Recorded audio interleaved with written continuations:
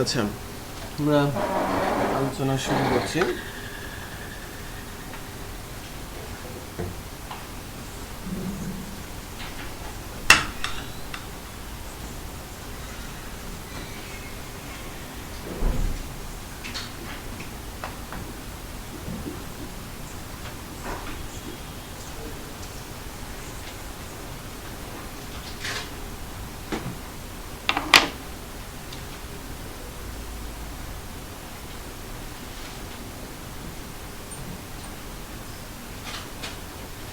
ওয়ার্ডপ্রেসের উপরে আমাদের আলোচনা শুরু হচ্ছে, কন্টিনিউয়াস সেশনের লাস্ট সেগমেন্ট ওয়ার্ডপ্রেস, তাই না?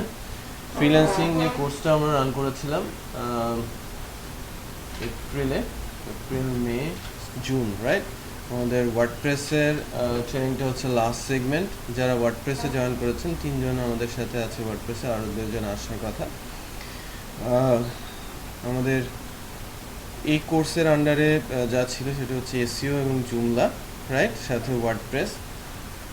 এসইও পার্টটা শেষ হয়ে গেছে, জুমলার পার্টের ক্লাস আপনারা সবাই করেছেন, 10টা ক্লাস শেষ হয়েছে।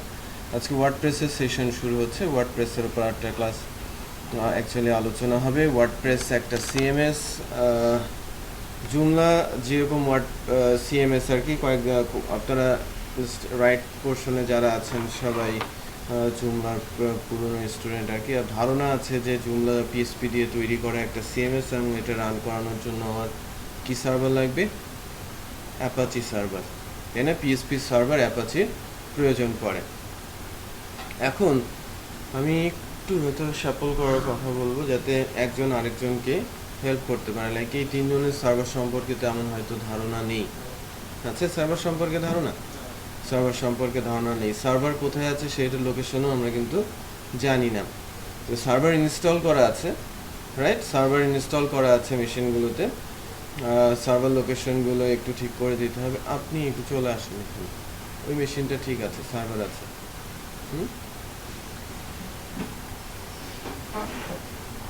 তাহলে সে দেখাতে পারবে।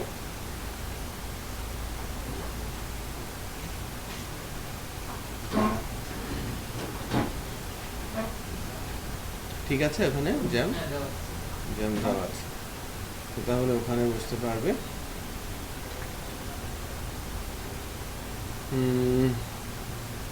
এছাড়া আরেকটি স্যাম্পল করা দরকার, তাই না? একটু অল্টার হয়ে যান। এখানে চলে আসেন, আপনি এখানে চলে আসেন।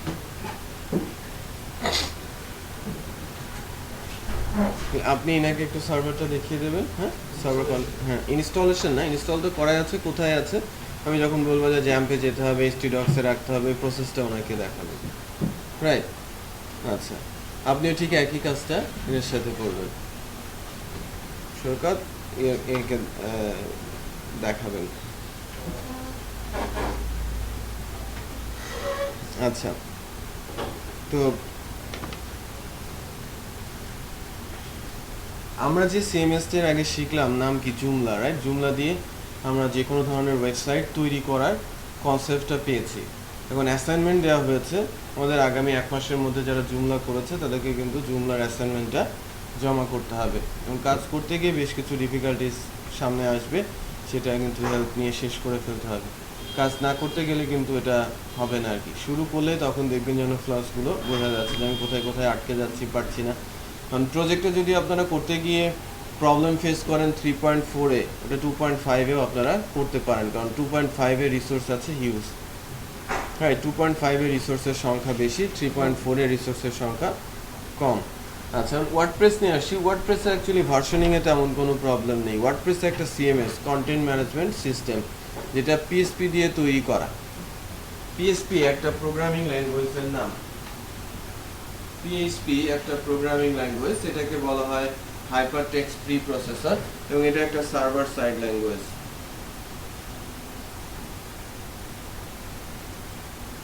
বেশ পাওয়ারফুল ল্যাঙ্গুয়েজ, বেশ পাওয়ারফুল। এখন ওয়েবের অলমোস্ট 80% ওয়েবসাইট তৈরি হচ্ছে পিএসপি দিয়ে। 80% ওয়েবসাইট, আমি যদি বলি যে আমার ওয়েবসাইট তৈরি হচ্ছে 100টার মধ্যে 80টা পিএসপি থেকে, মানে 80-কে যদি আমি 100-তে কনভার্ট করি, 80%-এর 100% আমি যদি বলি, এই 100%-এর মধ্যে সিএমএস ইউজ করে প্রজেক্ট হয় 30%। আমরা বুঝতে পেরেছি? টোটালের 80% হচ্ছে পিএসপি, বাট পিএসপি যে 80% প্রজেক্ট নিচ্ছে, 80%-এর 100%-এর 30% আসছে সিএমএস বেসড ওয়েবসাইট। এখানে সবার আগে আছে সবচেয়ে বেশি যে সিএমএস দিয়ে সাইট তৈরি হচ্ছে, তার নাম ওয়ার্ডপ্রেস। হ্যাঁ, যেটা দিয়ে সবচেয়ে বেশি ওয়েবসাইট তৈরি হচ্ছে তার নাম কিন্তু আমাদের ওয়ার্ডপ্রেস। এবং ওয়ার্ডপ্রেসটা সিম্পল সিএমএস গুলোর মধ্যে একটা। আগে ওয়ার্ডপ্রেস দিয়ে শুধু ব্লগ সাইট তৈরি করা যেত। ব্লগ সাইট সম্পর্কে ধারণা আছে না? ওই বাংলা নিউজের ব্লগ আছে, বিডি নিউজের ব্লগ আছে, টেক টিউনস আছে, আর কি আছে না, প্রিয়.com আছে, আর বেশ কিছু ওয়েবসাইট আছে। নাম্বার অফ ব্লগ সাইট কিন্তু এখন এক্সিস্ট করে। হ্যাঁ, ওয়ার্ল্ডেও কিন্তু বেশ ব্লগ সাইটগুলো বেশ জনপ্রিয়। সো ব্লগ সাইট বানানো যেত ওয়ার্ডপ্রেসের মাধ্যমে। এখন ওয়ার্ডপ্রেসের যে ভার্সনটা আছে, বা কিছুদিন আগ থেকে 2012 থেকেই ওয়ার্ডপ্রেস কিন্তু রুবাস টাইপের সিএমএস হয়েছে। রুবাস বলতে বোঝাচ্ছে যে কোনো টাইপের ওয়েবসাইট এটা দিয়ে বানানো যায়।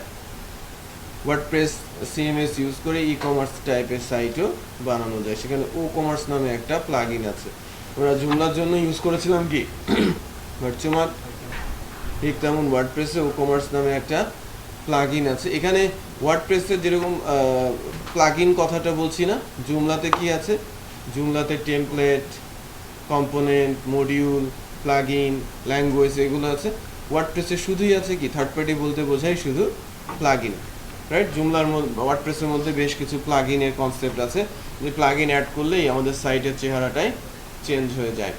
সো প্রাথমিকভাবে আমরা ওয়ার্ডপ্রেস আজকে ইনস্টল করে ওয়ার্ডপ্রেস দিয়ে ডামি টেমপ্লেট ইউজ করে ওয়ার্ডপ্রেসের ডামি টেমপ্লেটের হেল্পে আমরা একটা ওয়েবসাইট বানানোর চেষ্টা করব এবং ওয়ার্ডপ্রেসের কনফিগারেশনটা জানবো, তারপর ওয়ার্ডপ্রেস টেমপ্লেটিং কনসেপ্টটা ডেভেলপ করব। যেটা বলছিলাম যে ওয়ার্ডপ্রেস যে 30% ওয়েবসাইট হচ্ছে, আমি যদি বলি যে একটা জিনিস খেয়াল করবেন যে কত ওয়েবসাইট ওয়ার্ডপ্রেস দিয়ে হচ্ছে বা জুমলা দিয়ে হচ্ছে। 30%-এর মধ্যে এরকম হয়, লাইক 15% ওয়ার্ডপ্রেস, 12% জুমলা, টোটাল 30%-এর মধ্যে। আর বাকি যে 3% আছে আদার সিএমএস গুলোর মধ্যে আছে মেজেন্টো, ঠিক আছে, ই কমার্স নাম শুনেছেন? মেজেন্টো, পেস্টাশপ, ওয়েস্ট কমার্স, এর মাধ্যমে ই কমার্সের ওয়েবসাইট হচ্ছে। দ্রুপালের নাম শুনেছেন? দ্রুপাল, যেগুলো দিয়ে ওয়েবসাইট বানানো হচ্ছে। কারণ টোটালি আমার যদি পার ইয়ার ওয়েবসাইটের সংখ্যা হয় 3 বিলিয়ন ওয়েবসাইট হয়, তার 80% কত হবে? তার 80% যদি আমি বলি 3 বিলিয়নের 80%, আমি বলে 2.5 বিলিয়ন। 2.5 এর 30% আমি যদি বলি তাহলে 0.8 বিলিয়ন, 80 লাখ, তাই না? 80 লাখ ওয়েবসাইট তৈরি হচ্ছে। 80 লাখ ওয়েবসাইটের মধ্যে অলমোস্ট 30 লাখ ওয়েবসাইট জুমলা দিয়ে তৈরি হচ্ছে পার ইয়ার। 30 লাখ, অলমোস্ট 30 লাখ, বা তার চেয়েও বেশি, 35 or 40 লাখ তৈরি হচ্ছে রাইট। পার ইয়ার কত সাইট তৈরি হচ্ছে? 30 to 40 লাখ ওয়েবসাইট তৈরি হচ্ছে ওয়ার্ডপ্রেসের মাধ্যমে। সো ফ্রিল্যান্সিং ওয়েবসাইটগুলো লাইক ওডেক্স, ইল্যান্স, ফ্রিল্যান্স যে সাইটগুলো আছে, ওডেক্স আর ইল্যান্স মিলে এখন কি করেছে? Upwork, right? সো আপওয়ার্কে যখন ফ্রিল্যান্সিংয়ের কাজ দেখবেন, সবচেয়ে বেশি কাজ যেখানে দেখা যায় সেটা হচ্ছে ওয়ার্ডপ্রেস। 2 নম্বরে আছে কি, সরি 1 নম্বরে আছে এসইও, 2 নম্বরে আছে কি ওয়ার্ডপ্রেস। শতকরা হিসেবে যে কাজের সংখ্যা সবচেয়ে বেশি, ফ্রিল্যান্সার্সরা যে এরিয়াতে কাজ সবচেয়ে বেশি পায় বা যে এরিয়ার কাজগুলো সবচেয়ে বেশি দেয়া হয়, এগুলোর মধ্যে আছে ফার্স্টেই আছে কি এসইও, সার্চ ইঞ্জিন অপটিমাইজেশন, তারপরে আছে ওয়ার্ডপ্রেসের কাজ। এসইও ফার্স্টে থাকাটাই স্বাভাবিক, কারণ যত ওয়েবসাইট তৈরি হচ্ছে, 3 বিলিয়ন ওয়েবসাইট তৈরি হচ্ছে, তার মার্কেটিংয়ের জন্য কি কাজ করতে হবে না? তার মার্কেটিংয়ের জন্য তো আমাকে কাজ করতে হবে। তো যদি 3 বিলিয়ন হয়, 0.8 বিলিয়ন আসছে অ্যাকচুয়ালি আমার সিএমএস রিলেটেড, আর আমি যদি বলি তার ভিতরে 4 বিলিয়ন হচ্ছে ওয়ার্ডপ্রেস দিয়ে, রাইট? 0.4 বিলিয়ন ওয়ার্ডপ্রেস ওয়েবসাইট, আর 3 বিলিয়ন হচ্ছে নর্মাল ওয়েবসাইট। 3 বিলিয়ন ওয়েবসাইটের মধ্যে মার্কেটিংয়ের জন্য আসে অলমোস্ট 0.8 বিলিয়ন ওয়েবসাইট নর্মালি যেটা ধরা হয়, আর 2.2 বিলিয়ন ওয়েবসাইটের কোনো মার্কেটিং হয় না। তার মানে ওই ওয়েবসাইটগুলো বিজনেস পার্সপেক্টিভে তৈরি হয় না। বিজনেস পার্সপেক্টিভে তৈরি হচ্ছে 0.8 বিলিয়ন ওয়েবসাইট, যেটা দিয়ে বিজনেস করতে চাচ্ছে। আমি যদি কোনো প্রোডাক্ট তৈরি করি এবং বিজনেস করতে চাই, ডেফিনেটলি তার মার্কেটিং করব, রাইট? সো 0.8 বিলিয়নের রেসপেক্টে যে কাজগুলো আসছে, 0.4 বিলিয়নের রেসপেক্টে সে কাজগুলো ডেফিনেটলি কম আসবে। সো এসইওর কাজ মার্কেটে সবচেয়ে বেশি, তারপরেই কাজ সবচেয়ে বেশি কার? ওয়ার্ডপ্রেসের। ফ্রিল্যান্সিং সাইটগুলোতে যেটা সবচেয়ে বেশি দেখা যায়, জুমলাতেও ফ্রিল্যান্সিংয়ের কাজ আছে হিউজ, রাইট? এই কারণেই ফ্রিল্যান্সিং কোর্সগুলোতে জুমলা, ওয়ার্ডপ্রেস, এসইও এই পার্টগুলোতে বেশি আলোচনা হয়ে থাকে। তো জুমলা, ওয়ার্ডপ্রেস যাদের জানা আছে, ওয়ার্ডপ্রেস, জুমলা এবং এসইও যাদের জানা আছে, ওয়ার্ডপ্রেসটা জানলে ফ্রিল্যান্সিং করতে তাদের জন্য সুবিধা হবে আর কি। জুমলা আমরা জেনেছি, এখন ওয়ার্ডপ্রেস বিষয়টা জানার চেষ্টা করছি। ওয়ার্ডপ্রেস সিএমএসটা ইজি, যে কোনো সিএমএস এর তুলনায় এর অ্যাডমিনিস্ট্রেটিভ প্যানেলটা খুবই সিম্পল। আমরা ওয়ার্ডপ্রেস ইনস্টলেশন করলে একটা ব্লগ সাইট আমাদের সামনে চলে আসবে। আমি ব্লগে কি দেই? পোস্ট দেই না? আমি খুব সহজে পোস্ট দিতে পারবো, ক্যাটাগরি ক্রিয়েট করতে পারবো, ক্যাটাগরির মধ্যে আমি পোস্ট দিতে পারবো, আমি পেজ তৈরি করতে পারবো খুব অনায়াসে। ওয়ার্ডপ্রেসের সাইটগুলোকে এসইওতে অপটিমাইজ করা যায়, মানে সার্চ ইঞ্জিনে অপটিমাইজ করা যায় খুব ইজিলি, কারণ এসইও অল ইন ওয়ান নামে একটা প্লাগইন আছে, যেটা ইনস্টল করলে এসইও করার জন্য যা যা মেকানিজম দরকার ওয়ার্ডপ্রেসের মধ্যে চলে আসে। এটা একটা কারণ যে ওয়ার্ডপ্রেস দিয়ে সাইট বানানো। আমি যদি বিজনেস অ্যাটেম্প করতে চাই, আমি বলেছি আজকে আবার একটু বলে নেই যে এই সিএমএসগুলো দিয়ে কেন ওয়েবসাইট বানানো হয়। রেডিমেড প্রোডাক্ট কেন তৈরি করা হয়? সময়ের স্বল্পতা। আপনি ঈদের মধ্যে রেডিমেড প্রোডাক্ট বেশি তৈরি করেন বা কিনেন, তাই না? রেডি প্রোডাক্ট বেশি কেনা হয় না, কারণ সময় নেই, এটা বানানোর সময় নেই। আপনি ঈদের আগের দিন কিনতে যাচ্ছেন, আপনি কি লুজ কাপড় কিনবেন নাকি রেডিমেড কাপড় কিনবেন? তৈরি করা কাপড় কিনবেন। তাই না? আমার হাতে সময় খুব কম, কস্টিংও কম, তাই না? কস্টিংও কম, সময়ও কম। আবার আমি যদি আমার বিজনেসটা অ্যাটেম্প করতে চাই, আমি বিজনেস শুরু করতে চাচ্ছি, আমি আমার বিজনেসটা শুরু করতে চাচ্ছি, সেক্ষেত্রেও ওয়ার্ডপ্রেসের যেটা হয়ে থাকে, ওয়ার্ডপ্রেস বা জুমলা বা আদার্স যে সিএমএসগুলো আছে, এগুলোর চাহিদা বেশি দেখা যায়। যে আমি একটা ই কমার্স দিয়ে আমার বিজনেস শুরু করতে চাচ্ছি, অথবা আমার এনজিওর জন্য একটা ওয়েবসাইট লাগবে, এর ওয়েবসাইটের জন্য যে বাজেটটা সেটা কম, গভর্নমেন্টের কোনো একটা প্রজেক্ট সে বেশি টাকা খরচ করতে চাচ্ছে না, খুব লামসাম করে একটা ওয়েবসাইট দিয়ে দিতে চাচ্ছে, বাজেট আছে, বাট বাজেটটা তাদের কাছে থাকবে কিছু একটা পোর্শন, সাম অফ পোর্শন দিয়ে সে কিছু একটা ডেভেলপ করে নিতে চাচ্ছে খুব চট করে, খুব কম পয়সায়, কম খরচে ওয়েবসাইট বানানোর কথা আসলে তখন চলে আসে সিএমএস গুলোর নাম, জুমলা, ওয়ার্ডপ্রেস, ড্রুপাল, এইগুলো। সো নর্মালি যেটা বলা হয় যে সিএমএস গুলো ইউজ করার মূল কারণ হচ্ছে সময়ের স্বল্পতা এবং কম পয়সা। সাথে সাথে আমি সময়ের স্বল্পতা এবং কম পয়সাটা কেন? আমি যখন বিজনেস শুরু করব, বিজনেস যেটা শুরু করতে চাচ্ছি সেটা সাকসেসফুল আমি নাও হতে পারি। সো সেই ক্ষেত্রে আমি হিউজ একটা ইনভেস্ট করে বিজনেসে নামবো, রিস্ক ইনভলভ হয়ে যাবে। আমি ইনভেস্টটা করলাম খুব কম এবং আমার উপরে রিস্কটাও কম আসলো, রাইট? যদি সাকসেসফুল হয়, আমি কাছাকাছি মানের একটা প্রোডাক্ট রেডি করলাম, এটা দিয়ে যদি আমি সাকসেসফুল হতে পারি, তখন আমি কি স্ক্র্যাচ থেকে ভালো প্রোডাক্ট বানিয়ে নিব। বিষয়টা বোঝা যাচ্ছে? যে আমি একটা ই কমার্স ওয়েবসাইট বানাবো এবং ই কমার্স ওয়েবসাইট দিয়ে বিজনেস করব। এখানে অনেক কম্পিটিটর আছে ই কমার্সের। আমি যদি বিজনেস শুরু করতে পারি এবং মনে করি যে না আমি চালাতে পারবো, তখন ওটাকে বাদ দিয়ে সিকিউর করে একটা নতুন সাইট পয়সা দিয়ে তৈরি করে নেব, বেশি খরচ করে। নর্মালি যেটা হয় যে আমি যদি খুব ভালো মানের একটা ই কমার্স বানাতে চাই, আমার 5 থেকে 10 লাখ টাকা খরচ হয়ে যাবে। আর যদি আমি সিএমএস দিয়ে বানিয়ে নেই, 30 থেকে 50,000, 50-60 ম্যাক্সিমাম। আপনি ওয়ার্ডপ্রেস দিয়ে বানাতে পারেন, জুমলা দিয়ে বানাতে পারেন, আপনি মেসেন্টো দিয়ে বানাতে পারেন, পেস্তাশপ, ওয়েস কমার্স এগুলো ইউজ করে আপনি ই কমার্স বানাতে পারেন। খরচ কি 10 গুণ কম, রাইট? রিস্ক কি কম না? যখন আমার বিজনেসটা দাঁড়িয়ে গেল, আমি আমার আস্তে আস্তে করে ওই বিজনেসের টাকা দিয়ে আমি সফটওয়্যারটাকে বানিয়ে নিলাম, মানে সিকিউর ওয়েবসাইট বানিয়ে নিলাম। এই যে বারবার সিকিউরিটির কথাটা চলে আসছে, সিকিউরিটির কথাটা চলে আসার মূল কারণ হচ্ছে সিএমএস বেসড ওয়েবসাইটের সিকিউরিটি থ্রেট থাকে, security very low. CMS based ওয়েবসাইটের সিকিউরিটি বেশ লো। কেন বলছি? মূলত সিএমএস বেসড ওয়েবসাইটগুলোতে থার্ড পার্টি বলতে আমি হচ্ছে ইউজার, সেকেন্ড পার্টি। যারা সিএমএসটা বানিয়েছে তারা হচ্ছে ফার্স্ট পার্টি, আর আমি যখন অন্য কাউকে এর সঙ্গে ইন্টিগ্রেট করব তাকে বলবো কি থার্ড পার্টি। সো থার্ড পার্টির রিসোর্সগুলো ইউজ করে সফটওয়্যারটা ডেভেলপ করা হয়। ফার্স্ট পার্টি এবং সেকেন্ড পার্টির মধ্যে যদি কোনো ভাইরাস বা কোনো কিছু নাও থাকে, থার্ড পার্টিতে ভাইরাস থাকার সম্ভাবনা বেশি, রাইট? থার্ড পার্টিগুলো যখন ইউজ করা হয়, আমাকে ফ্রি থার্ড পার্টি রিসোর্স দিচ্ছে। জুমলাতে অনেক রিসোর্স আপনারা ফ্রি পান, টেমপ্লেট পান, মডিউল পান, কম্পোনেন্ট পান, এগুলো ফ্রি দেওয়ার তার কারণটা কি? বিহাইন্ডে তো ডেফিনেটলি কিছু না কিছু আছে। ওয়ার্ডপ্রেসেও আছে। ওয়ার্ডপ্রেসে যখন আপনি প্লাগইন ইনস্টল করতে যাবেন, অনেক ভালো ভালো প্লাগইনস ফ্রি পাচ্ছেন। কারণ কি? ওই সাইট হ্যাক করে দেবে তারা, সাইটের ইনফরমেশনগুলো চুরি করে নেবে তারা।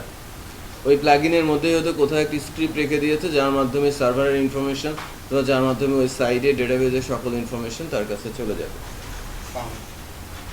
আমি কি বোঝাতে পেরেছি?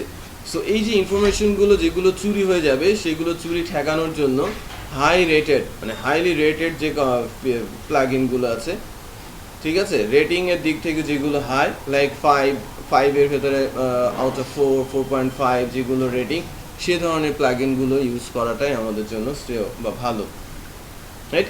আমরা কোন প্লাগইনগুলো ইউজ করব? যাদের রেটিং ভালো। আমরা কোন এক্সটেনশনগুলো ইউজ করব জুমলার জন্য? যাদের রেটিংস বেটার, রাইট? সো ওয়ার্ডপ্রেসে সাইট হ্যাকড হওয়ার সম্ভাবনা থাকে অনেক বেশি যদি আমরা লো রেটেড কোনো প্লাগইন ইউজ করে থাকি, থার্ড পার্টিকে ইউজ করে থাকি। কারণ ওয়ার্ডপ্রেসটা নিজে খুব ছোট্ট, বাট যখন প্লাগইন ইন্টিগ্রেট করছেন সে আস্তে আস্তে ভারী হচ্ছে।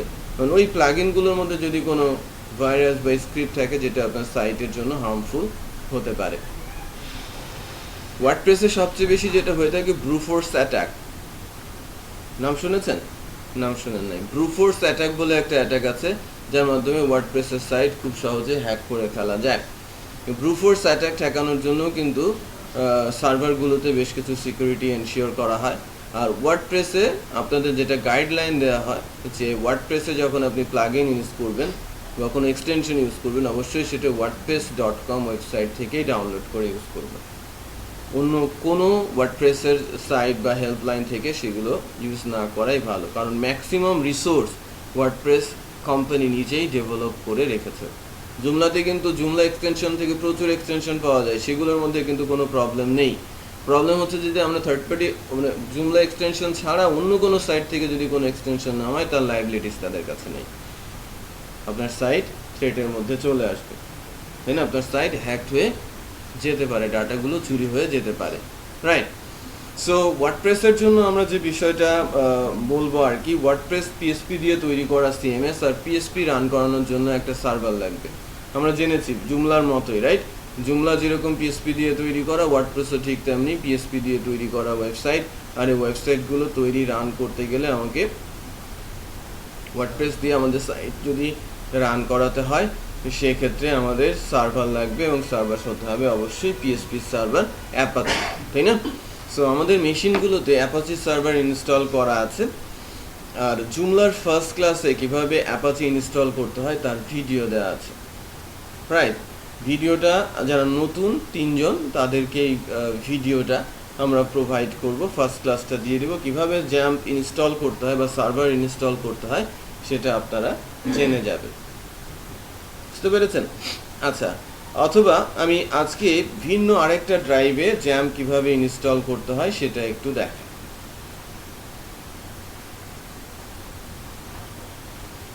আমার মেশিনে যদিও জ্যাম্প আছে, ডি ড্রাইভে জ্যাম্প, ই ড্রাইভে জ্যাম্প আছে, আমি আমার মেশিনে ডি ড্রাইভে আরেকটা জ্যাম্প ইনস্টল করতে পারি। বাট অবশ্যই যেন কনফ্লিক্ট না করে সেদিকেও খেয়াল রাখতে হবে। এই মেশিনগুলোতে জ্যাম্প আছে, তো আপনারা অ্যাটেম্প করবেন না। আমার মেশিনে থাকলেও আমি কেয়ারফুলি আরেকটা ড্রাইভে এটা ইনস্টল করার চেষ্টা করছি, যাতে বাসায় গিয়ে আবার আপনারা এটা ইনস্টল করে নিতে পারেন, যারা 3 জন নতুন আছেন।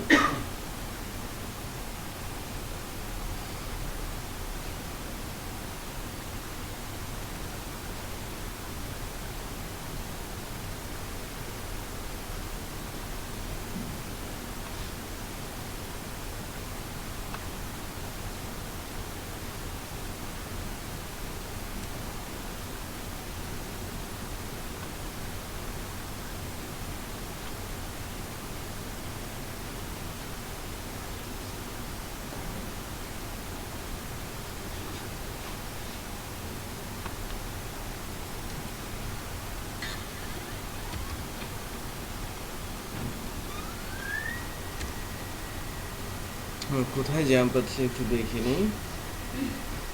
লেটেস্ট ভার্সনটা আছে হাবিব আপনার কাছে, দিয়ে দেন তো একটু।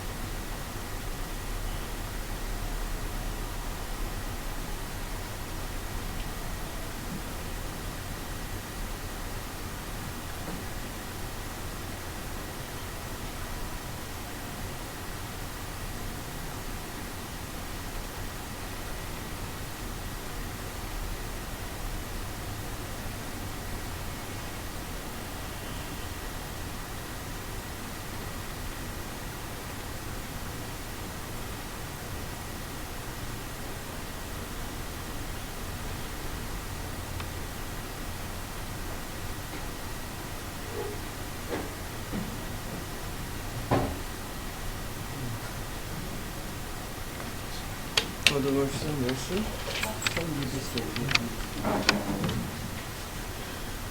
এই সফটওয়্যারটা অবশ্যই আপনারা হাবিবের কাছ থেকে নিয়ে যাবেন, পেছনে যিনি আছেন ওনার কাছ থেকে নিয়ে যাবেন। আপনার নামাজ থেকে আসেন, এর মধ্যে আমরা ইনস্টলেশনে যাচ্ছি।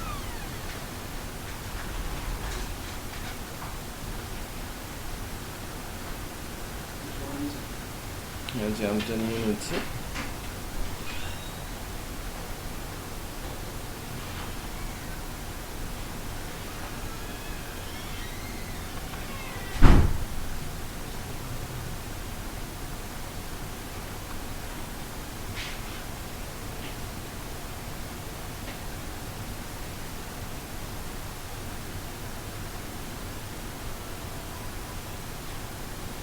দেখেন, XAMPP installation very simple.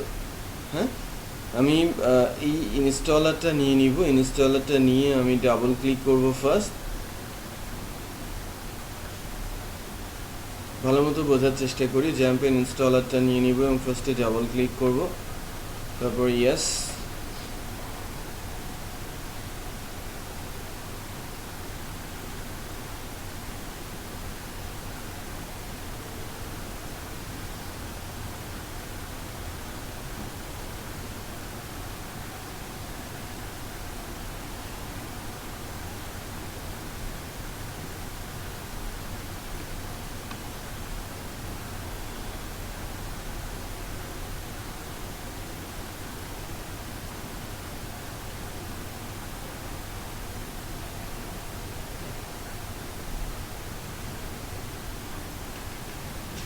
No problem. Installation শুরু করছি। কিছু অ্যালার্ট দিয়েছে, আমি ওকে বলে ইনস্টলেশন শুরু করছি। নেক্সট। এদিকে যা থাকবে সার্ভার, প্রোগ্রামিং ল্যাঙ্গুয়েজ সব কিছু আমি কিন্তু যে টিক মার্কস যেভাবে দেওয়া আছে সেভাবেই থাকবে। দেন নেক্সটে যাচ্ছি। এটা কোন ড্রাইভে করব? আমি অ্যাকচুয়ালি সি ড্রাইভে করব না। সি ড্রাইভে না করে আমি এটাকে দিব হচ্ছে আমার ড্রাইভ ডিতে জ্যাম্প নেই আমার, ইতে জ্যাম্প আছে, রাইট? আরেকটা সার্ভারে জ্যাম্প আছে। সো আমি ডিতে ইনস্টল করলাম। আপনাদের মেশিনে যেহেতু ফার্স্ট টাইম, সো যে কোনো ড্রাইভে আপনি ইনস্টল করতে পারেন। আপনারা সি ড্রাইভটা একটু এড়িয়ে চলবেন, কারণ মেশিন যদি ক্র্যাশ করে, অপারেটিং সিস্টেম যদি চলে যায়, সেট আপ দিলে আপনার জ্যাম্পও চলে যাবে। সো এটা অন্য কোনো একটা ড্রাইভে নেবেন। সো নেক্সট কয়েকটা next button, right? Then next, installation শুরু হচ্ছে, প্যাকেজিং ফাইল। আমি কিন্তু ক্লাসটা ভিডিও করছি, রাইট? সো স্ক্রিন ক্যাপচার হচ্ছে, সাউন্ডও যাচ্ছে। ক্লাস ভিডিওটা ক্লাস শেষে নিয়ে নেবেন, বাসায় গিয়ে যদি ভুলে যান দেখবেন, ভিডিওটা দেখে কীভাবে ইনস্টল করতে হয় সেটা করে ফেলবেন, রাইট? এবং যেহেতু এটা প্র্যাকটিক্যাল ওরিয়েন্টেড বিষয়, সব কিছুই কি শেখা হবে দেখে দেখে করতে করতে, সো কোনো কিছুই মিস হবে না যদি সেটা ভিডিওতে থাকে। আর ক্লাসের ধরন বুঝতে পারলে বাসায় বসে আপনি দুইবার দেখলেই কিন্তু ক্লাস করার মতোই আরেকটা এনভায়রনমেন্ট পাবেন, রাইট?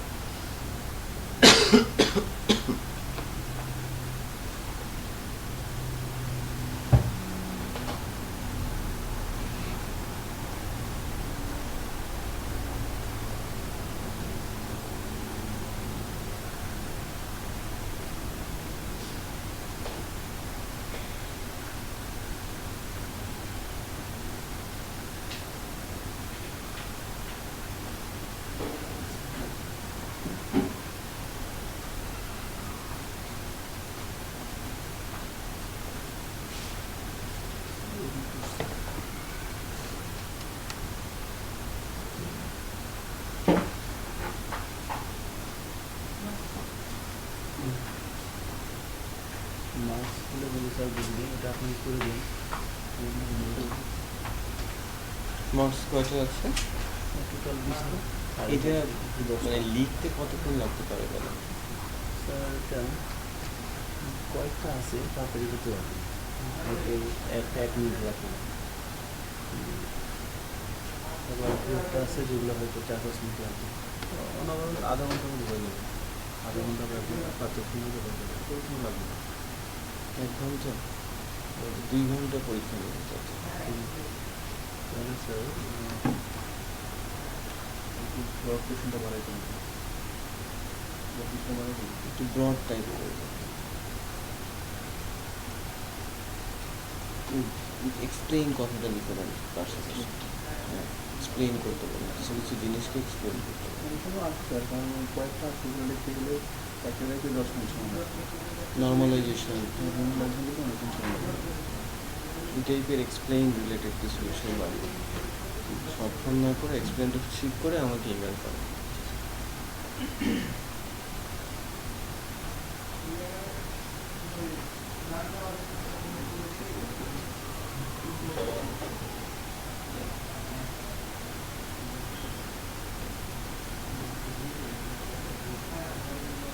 জ্যামটা দিয়ে দেওয়া হবে, হ্যাঁ? পেন ড্রাইভ এনেছেন না?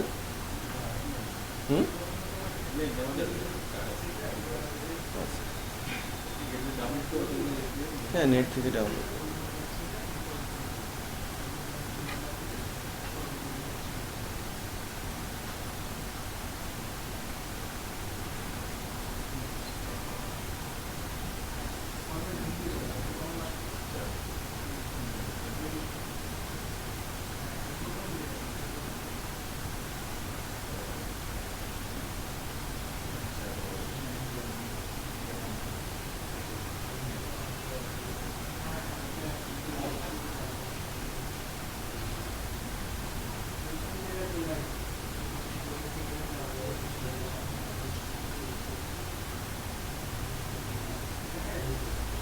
আচ্ছা, হ্যাঁ, আপনি কি একাই আসছেন আর আপনার ইয়ে আছে? ওকে, ঠিক আছে।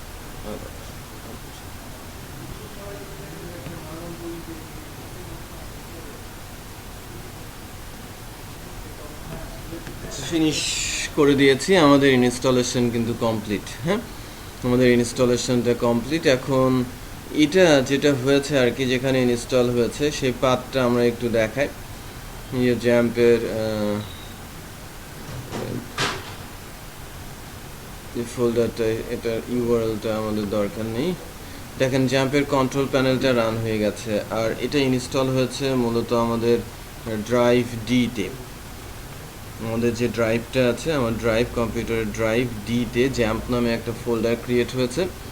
জ্যাম্পের মধ্যে নাম্বার অফ ফোল্ডার্স এসেছে, এগুলো এত বেশি আমাদের বোঝার দরকার নেই। আমাদের যেটা যে বুঝতে হবে সেটা হচ্ছে htdocs। htdocs-এর মধ্যে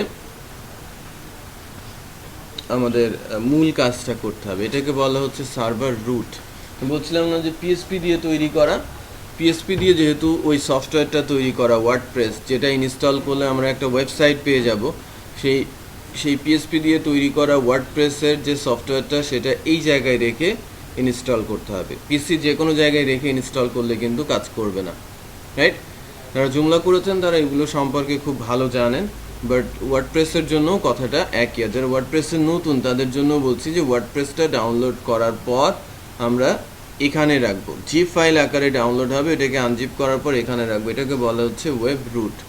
জ্যাম্পের htdocs, আমার মেশিনে যেখানেই জ্যাম্প আছে তার htdocs ফোল্ডারে সেটাকে রাখতে হবে। এখন বিষয়টা হচ্ছে এরকম যে আমি যখন ওয়ার্ডপ্রেস নিয়ে কাজ করতে যাব, আমার কি ডাটাবেসও লাগবে, আমার লাগবে পিএসপি সার্ভার অ্যাপাচি। সো এই যে কন্ট্রোল প্যানেল যেটা রান হয়ে গেছে, কন্ট্রোল প্যানেলের মধ্যে কি আছে একটু খেয়াল করেন, অ্যাপাচি, মাইএসকিউএল, ফাইলজিলা, মার্কারি, টমক্যাট। আমাদের এই ফাইলজিলা, মার্কারি, টমক্যাট এই তিনটা সার্ভারের দরকার নেই। আমার মেশিনে অ্যাকচুয়ালি জ্যাম্প ইনস্টল করার পর 5টা সার্ভার ইনস্টল হয়ে গেছে। জ্যাম্প ইনস্টল করার পরে কয়টা সার্ভার? 5টা সার্ভার চলে আসে। 5টা সার্ভারের মধ্যে একটা পিএসপি সার্ভার অ্যাপাচি, 2 নম্বর ডেটাবেসের server MySQL, data transfer server FileZilla, email server Mercury, আর java.net সার্ভার টমক্যাট ইনস্টল হয়েছে। ঠিক আছে, সো আমরা ইউজ করব কি অ্যাপাচি ফর পিএসপি। সো এটাকে রান করাতে হবে এবং মাইএসকিউএলটাকেও রানিং রাখতে হবে। সো আমি আমার মাইএসকিউএলকে স্টার্ট করে নিচ্ছি, আমি আমার অ্যাপাচিকেও স্টার্ট করে নিচ্ছি।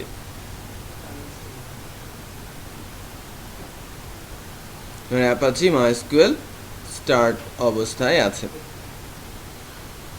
নাও এখন যে বিষয়টা, আমরা যদি ব্রাউজারে গিয়ে লোকাল হোস্ট লিখি, সবাই একটু কাজ করেন তো, এখন ব্রাউজারে যান, অ্যাপাচি পাশ থেকে, হ্যাঁ যারা জানেন তারা তো দেখেছেনই যে অ্যাপাচি কীভাবে রান হচ্ছে মাইএসকিউএল।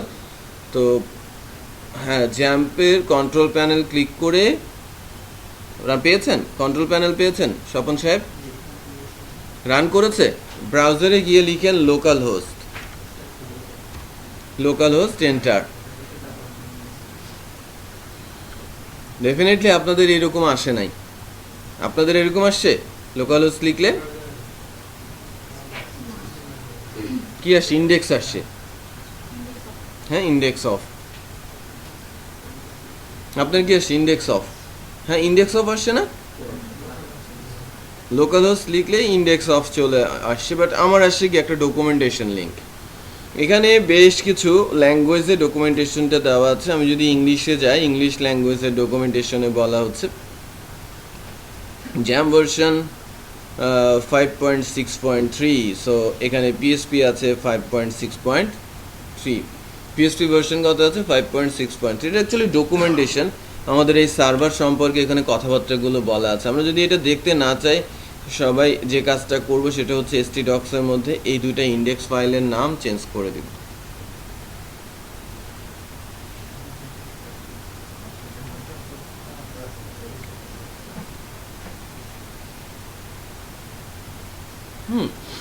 আমি এই দুইটা ইন্ডেক্স ফাইলের নাম চেঞ্জ করে দিব। সো এই দুটো ইন্ডেক্স ফাইলের নাম চেঞ্জ করে দিলে আমি যখনই লোকাল হোস্ট লিখবো ব্রাউজারে, আমার এই ইন্ডেক্স অফ অপশনটা চলে আসবে। বাট আপনাদের ইন্ডেক্স অফের মধ্যে বেশ কিছু বিষয় দেখা যাচ্ছে, বাট আমারটা ফ্রেশ, মাত্র ইনস্টল করলাম। সো এর ভেতরে বেসিক্যালি যে বিষয়গুলো জ্যাম্পের মধ্যে থাকে সেইগুলোই দেখা যাচ্ছে, এর বাইরে কিছুই দেখা যাচ্ছে না। তো আমরা এবার যে কাজটা করব, সবাই ওয়ার্ডপ্রেসে যাব, wordpress.com, wordpress.com-ও আছে, এখানে ওয়েবসাইট ক্রিয়েট করা যায়, হ্যাঁ লাইভে। সো এটা সম্পর্কে দেখাবো। wordpress.org-তে যাব।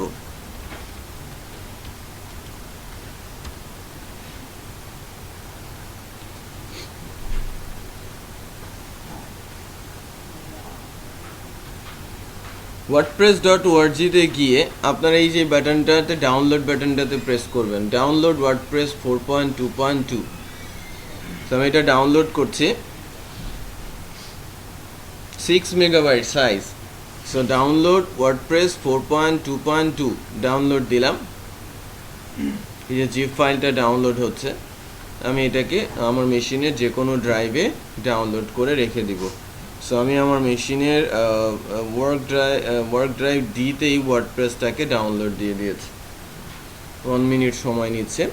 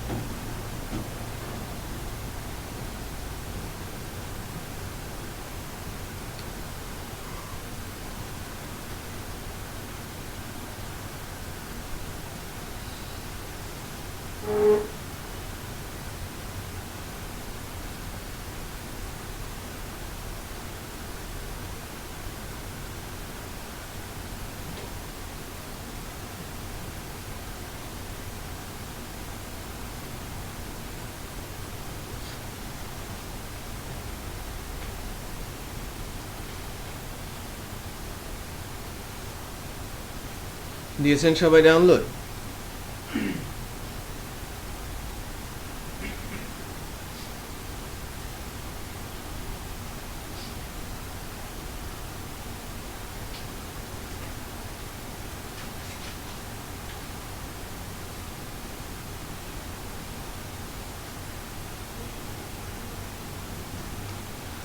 ডাউনলোড হয়েছে? সবার কি ডাউনলোড হয়েছে? যে ওয়ার্ডপ্রেস 4.2.2 ইনস্টল হয়ে গেছে, এখন 4.2.2 ডাউনলোড হয়ে গেছে। আমরা এটাকে এক্সট্র্যাক্ট করে নিব, হ্যাঁ, আনজিপ করে নিব, রাইট? সবার কাছে ওয়ার্ডপ্রেস আছে? সৈকত নাম দিচ্ছে, আপনার নেমেছে? আপনার ডাউনলোড হয়েছে? একটু হাবিব একটু দেখেন তো ইনাকে, আপনার হয়েছে ডাউনলোড? পুতুলের হয়েছে?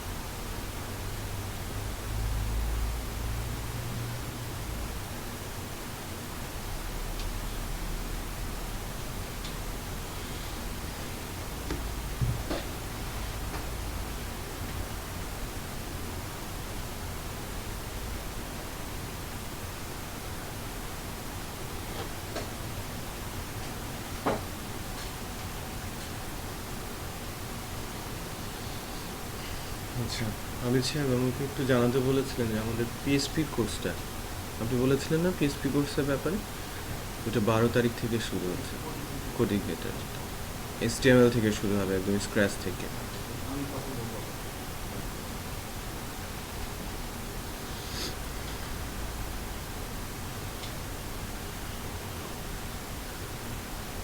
আই থিঙ্ক সবার কাছে ওয়ার্ডপ্রেস এখন আছে। আমি এটাকে আনজিপ করে নিচ্ছি, আনজিপ করে এক্সট্র্যাক্ট করে নিচ্ছি, জাস্ট ওয়ার্ডপ্রেস ফোল্ডারের মধ্যেই যেন এটা এক্সট্র্যাক্ট হয়ে যায়। এক্সট্র্যাক্ট হয়েছে, কোথায় গেল? এই ওয়ার্ডপ্রেস 4.2.2, ওয়ার্ডপ্রেসের ভেতরে আবার ওয়ার্ডপ্রেস ঢুকে গেছে। এইটা হচ্ছে মূল ওয়ার্ডপ্রেস।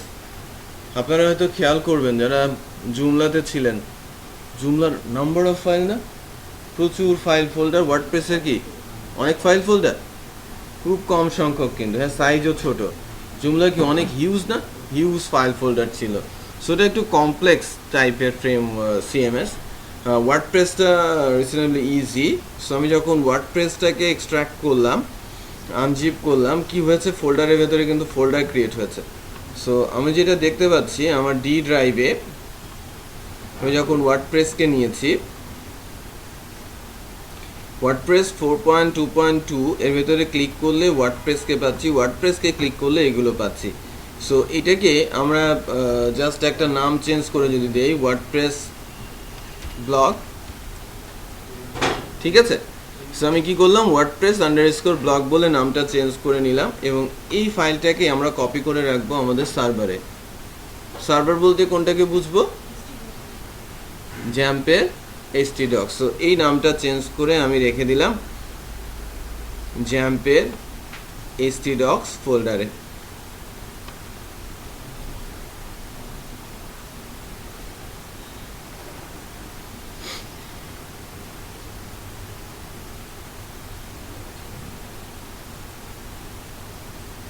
ঠিক আছে, জ্যাম্পের htdocs ফোল্ডারে আমি এটাকে রেখে দিয়েছি।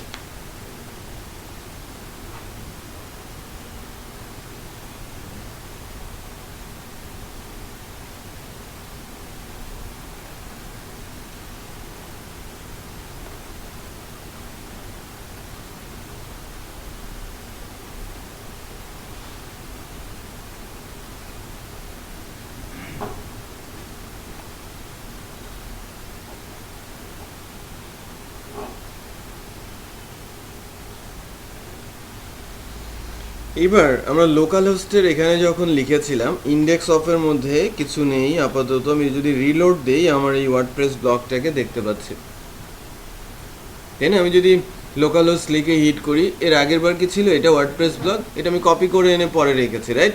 সো এটা রাখা তো ওয়ার্ডপ্রেস ব্লকটা দেখা যাচ্ছে। এটার উপরে ক্লিক করি, ইনস্টলেশন আমরা স্টার্ট করছি।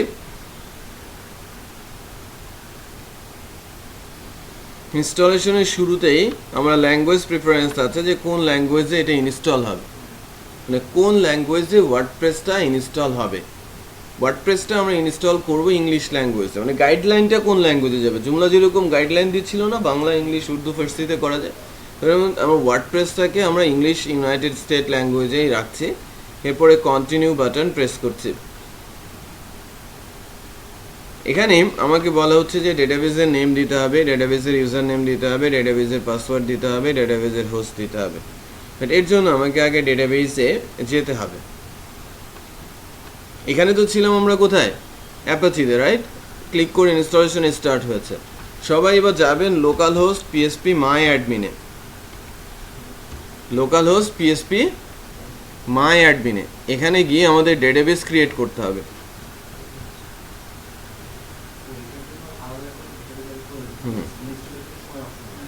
আছে, ইনস্টলেশনের অপশন আছে, শুধু ওই নামটা দিয়ে দিতে হয় ওখানে।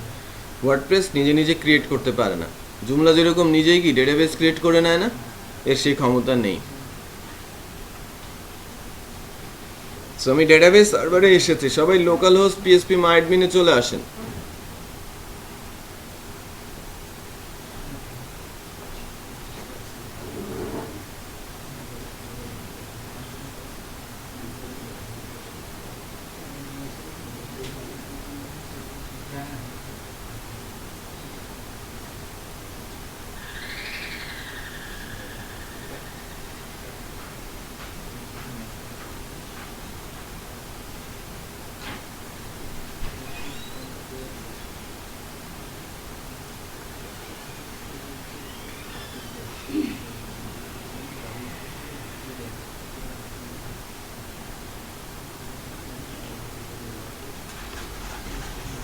সো জাস্ট আমরা কি করেছি, ওয়ার্ডপ্রেসটা সার্ভারে রেখে ক্লিক করেছি ইনস্টলেশনের জন্য, আর লোকাল হোস্টের পর পিএসপি মাই অ্যাডমিন দিয়ে আমরা সার্ভারে চলে আসি। এবারে যে এখানে একটা ডেটাবেস লিঙ্ক আছে না, সবাই একটু খেয়াল করেন, হ্যাঁ, এখানে একটা লিঙ্ক আছে না ডেটাবেস, ক্লিক করি এর ওপরে, লিঙ্ক ডেটাবেসের ওপরে প্রেস করছি। এখানে ডেটাবেসের নামটা দিচ্ছি, ডেটাবেসের নাম হচ্ছে ডিবি আন্ডারস্কোর ওয়ার্ডপ্রেস আন্ডারস্কোর, আমাদের প্রজেক্টের নাম কি ছিল, ওয়ার্ডপ্রেস আন্ডারস্কোর ব্লগ। আমরা ডেটাবেসের নাম দিচ্ছি db_wordpress_blog। আর এই যে ড্রপ ডাউনটা দেখতে পাচ্ছেন, ড্রপ ডাউন থেকে আমি সিলেক্ট করে দিচ্ছি এই UTF-8 সেগমেন্টে UTF-8 জেনারেল CI। আবারও বলছি, কোলিশনের যে ড্রপ ডাউন লিস্টটা আছে একদম নিচের দিকে যাচ্ছি, সেগমেন্টটা হচ্ছে UTF-8 segment, UTF-8 general CI। এটা দেওয়ার কারণ একটু বলে নেই। এটা দেওয়ার মূল কারণ হচ্ছে ডেটাবেসে আমি যে কোনো ল্যাঙ্গুয়েজের ডাটা রাখতে পারবো। ডেটাবেসে আমি যে কোনো ল্যাঙ্গুয়েজের ডাটা রাখতে পারবো এবং সেই অনুযায়ী সাপোর্ট করবে। তো PSP মাই অ্যাডমিনে আসলাম লোকাল হোস্ট থেকে, তারপর ডেটাবেসের নামটা দিলাম, ডেটাবেসের কোলিশন সেট করলাম, এবার ক্রিয়েট বলছি। আমাদের ডেটাবেসটা ক্রিয়েট হয়ে গেল। এই যে ডেটাবেস db_wordpress, এই যে db_wordpress_blog চলে আসছে। সো এই নামটা কপি করে নিব আমরা সবাই, এটা আমাদের কাজে লাগবে। ঠিক আছে, এই নামটা আমি কপি করে নিয়েছি। এবার ওয়ার্ডপ্রেস ইনস্টলেশনে যাচ্ছি। এখানে এসে আমি বলছি কি লেটস গো। ডেটাবেস ক্রিয়েট হয়েছে না সবার? হয়েছে ক্রিয়েট? কার কার হয় নাই?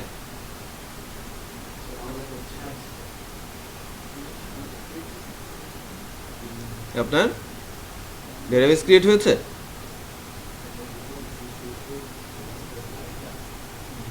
রাজীব সাহেব হয়েছে? পুতুলের হয়েছে ডেটাবেস ক্রিয়েট? আচ্ছা, এবার আমি বলছি লেটস গো। এই জায়গাটাতে আমাদের নাম দিতে হবে, ডেটাবেসের নাম, user name, password, database host, table prefix, এগুলো আসবে। সো এখানে আমাদের ডেটাবেসের নামটা কি ছিল? db_wordpress_blog।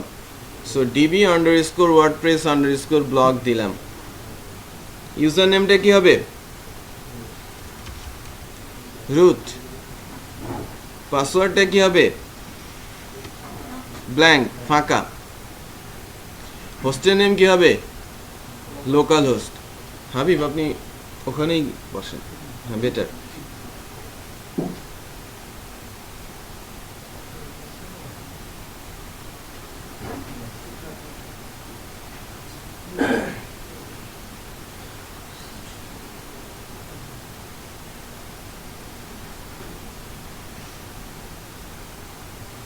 তাহলে ডেটাবেসের নাম আমরা দিয়েছি, ইউজার নেম দিয়েছি, ডেটাবেস হোস্ট দিয়েছি। সেগুলো আমাদের একটু মনে রাখতে হবে। যে নামটা আমি ডেটাবেস ক্রিয়েট করে এসেছি সেই নামটাই ডেটাবেস নেম লোকেশনে দিয়ে দিচ্ছি। ইউজার নাম কি? ডেটাবেসের রুট। পাসওয়ার্ড আমার কি? ব্ল্যাঙ্ক। হোস্ট নেম আমার লোকাল হোস্ট। WP প্রিফিক্স ঠিক আছে, এটা আমি সাবমিট করছি। পাসওয়ার্ড হচ্ছে ডেটাবেসের কোনো পাসওয়ার্ড থাকে না লোকাল মেশিনে। এটা কিন্তু ডেটাবেস সার্ভারের ইউজার আইডি পাসওয়ার্ড। ডেটাবেস সার্ভারের user ID root, password blank. Connect হবে না। আমরা কানেক্ট করছি কার সাথে? এই ডেটাবেস সার্ভারের সাথে। ডেটাবেস সার্ভারের একটা জায়গা আছে, এই যে প্রিভিলাইজ বলে জায়গা আছে। আমি যদি দেখি যে আমরা যখন ডেটাবেস ক্রিয়েট করেছি, চেক প্রিভিলাইজে যদি যাই, ইউজার নাম কি? রুট। Host actually this. আর এখানে কোনো পাসওয়ার্ড আছে? কোনো পাসওয়ার্ড কিন্তু নেই। আপনি যদি এখানে পাসওয়ার্ড বসিয়ে দেন তাহলে ওখানে আপনাকে পাসওয়ার্ড দিতে হবে।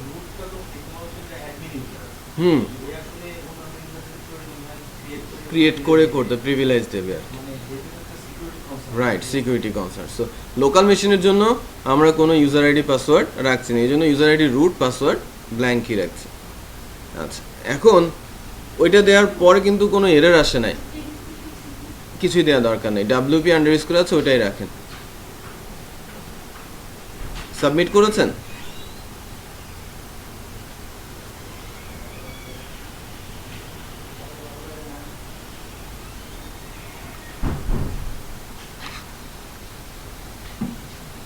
সাবমিট হয়েছে? এবার রান দ্য ইনস্টল। আমরা রান করছি ইনস্টল। হয়েছে? আচ্ছা, এখানে সাইটের নাম দিতে হবে। এবার সাইটে যখন হবে, সাইটে যখন হবে দুইটা পার্ট হবে, একটা হচ্ছে আমার ওয়েবসাইট আর একটা হচ্ছে আমার admin panel.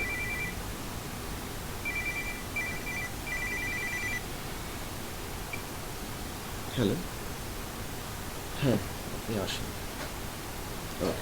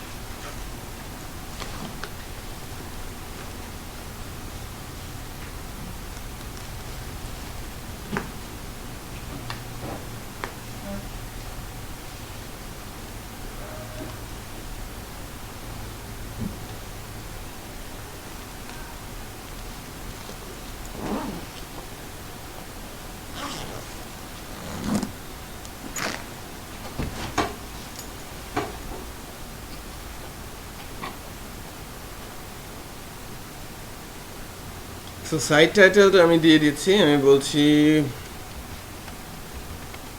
WordPress blog.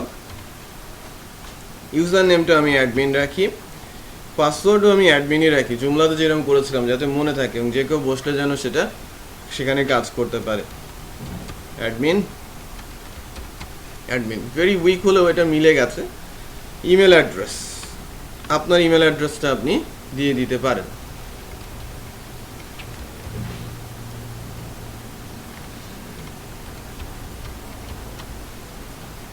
Email topu1826@gmail.com। হ্যাঁ, দুইটাই অ্যাড, মানে এটাকে বলা হচ্ছে কি, a password will be automatically generated for you if you leave this blank. মানে আমি যদি এই ফিল্ড দুটাকে লিভ করি তাহলে অটোমেটিক পাসওয়ার্ড জেনারেট হয়ে যাবে। আর আমি যদি এখানে দিয়ে দিই, ওটা পাসওয়ার্ড লিখেছে কত, টুয়াইস, আমি যদি ভুল লিখি একটু খেয়াল করেন, মিসম্যাচ, দুইটা কি হতে হবে, ম্যাচ অবস্থায় হতে হবে, দুইটা পাসওয়ার্ডই সেম হতে হবে। ইউজার আইডি আমি অ্যাডমিন লিখেছি, পাসওয়ার্ড দুইটাই আমি অ্যাডমিন লিখেছি। যেহেতু দুইটা প্যানেল হবে, একটা আমার অ্যাডমিন প্যানেল, একটা আমার হচ্ছে ওয়েবসাইট। অ্যাডমিন প্যানেলের মাধ্যমে চেঞ্জ করব, ওয়েবসাইটে সে চেঞ্জটা আমরা দেখতে পাবো। এখন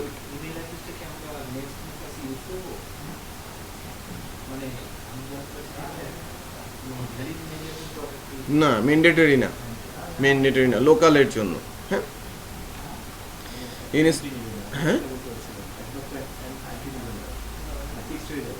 না না, এটা আমি পরে চেঞ্জও করতে পারবো। হ্যাঁ, দেন ইনস্টল ওয়ার্ডপ্রেস।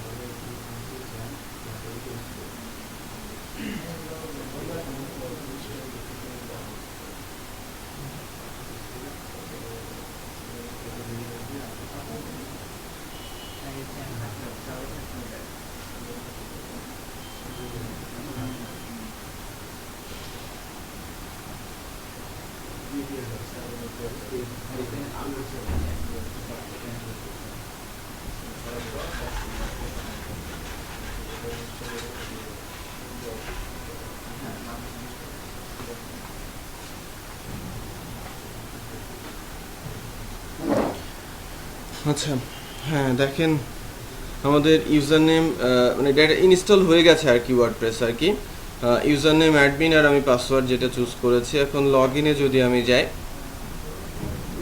আমাকে ইউজার আইডি দিয়েছিল, আমি ইউজার আইডি দিয়েছিলাম অ্যাডমিন আর পাসওয়ার্ড দিয়েছিলাম অ্যাডমিন। আমি যদি লগ ইন করি,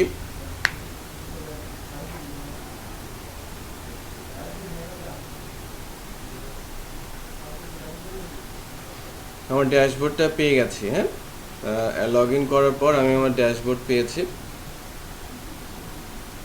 ওয়ার্ডপ্রেস ব্লগ ড্যাশবোর্ডটা আমরা পেয়েছি।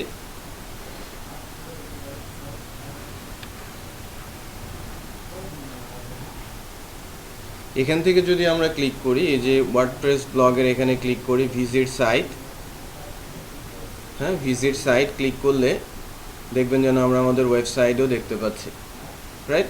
তো যদি ব্যাকে যাই, এটা একটু আমরা ভিজিট সাইটের এটা নতুন ট্যাবে ওপেন করি।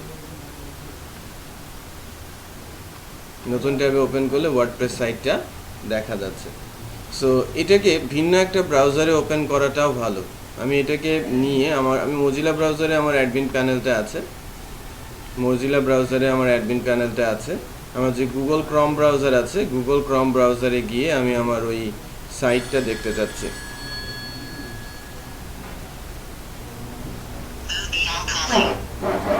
হ্যালো,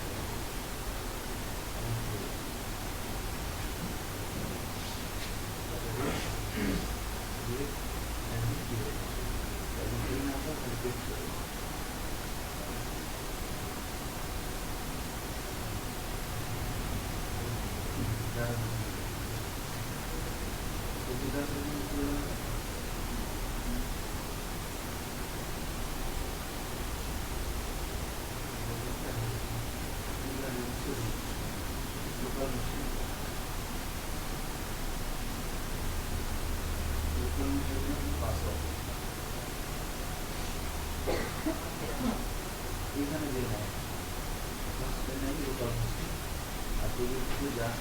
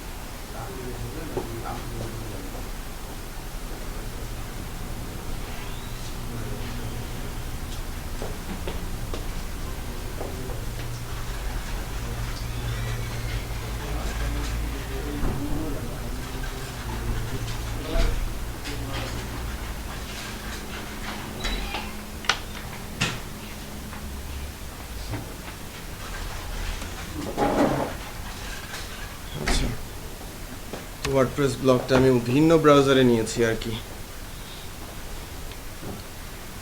So, এটা হচ্ছে আমাদের ওয়েবসাইট, এটা হচ্ছে আমার অ্যাডমিন প্যানেল, ঠিক আছে। সো ওয়েবসাইট আমি ভিন্ন ব্রাউজারে রেখেছি, এখানে কিন্তু জাস্ট ওয়ার্ডপ্রেস ব্লগ কথাটা আসে, সার্চ অটোমেটিক চলে আসে, রিসেন্ট পোস্ট চলে আসে, রিসেন্ট কমেন্ট চলে আসে। একটা ব্লগ সাইটে নর্মালি যে বিষয়গুলো থাকে, রাইট, এটা এখানে চলে আসে।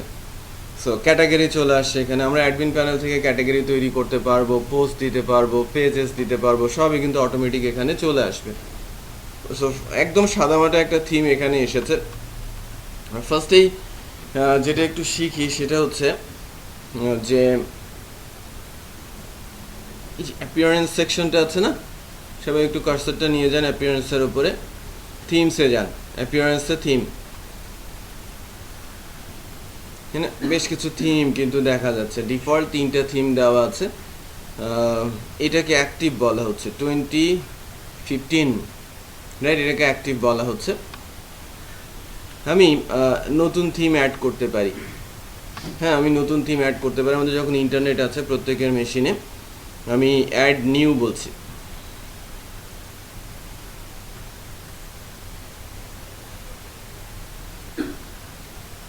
আমি আপলোডও করতে পারি, আবার থিম এখান থেকে ডাউনলোড করে ইনস্টলও করে দিতে পারি। যে বেশ কিছু থিম কিন্তু এখান থেকে চলে আসে, লোড হোক, তারপরে আমরা কোনো একটা থিম চুজ করে সেটাকে ইনস্টল দিব।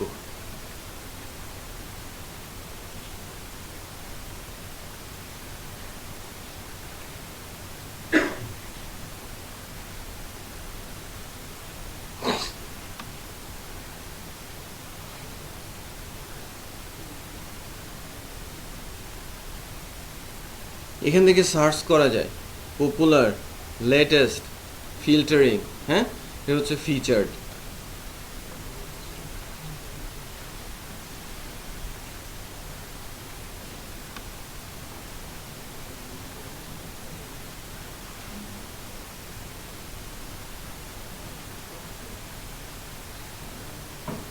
সবাই টানার কারণে ইন্টারনেট স্পিড স্লো মনে হচ্ছে।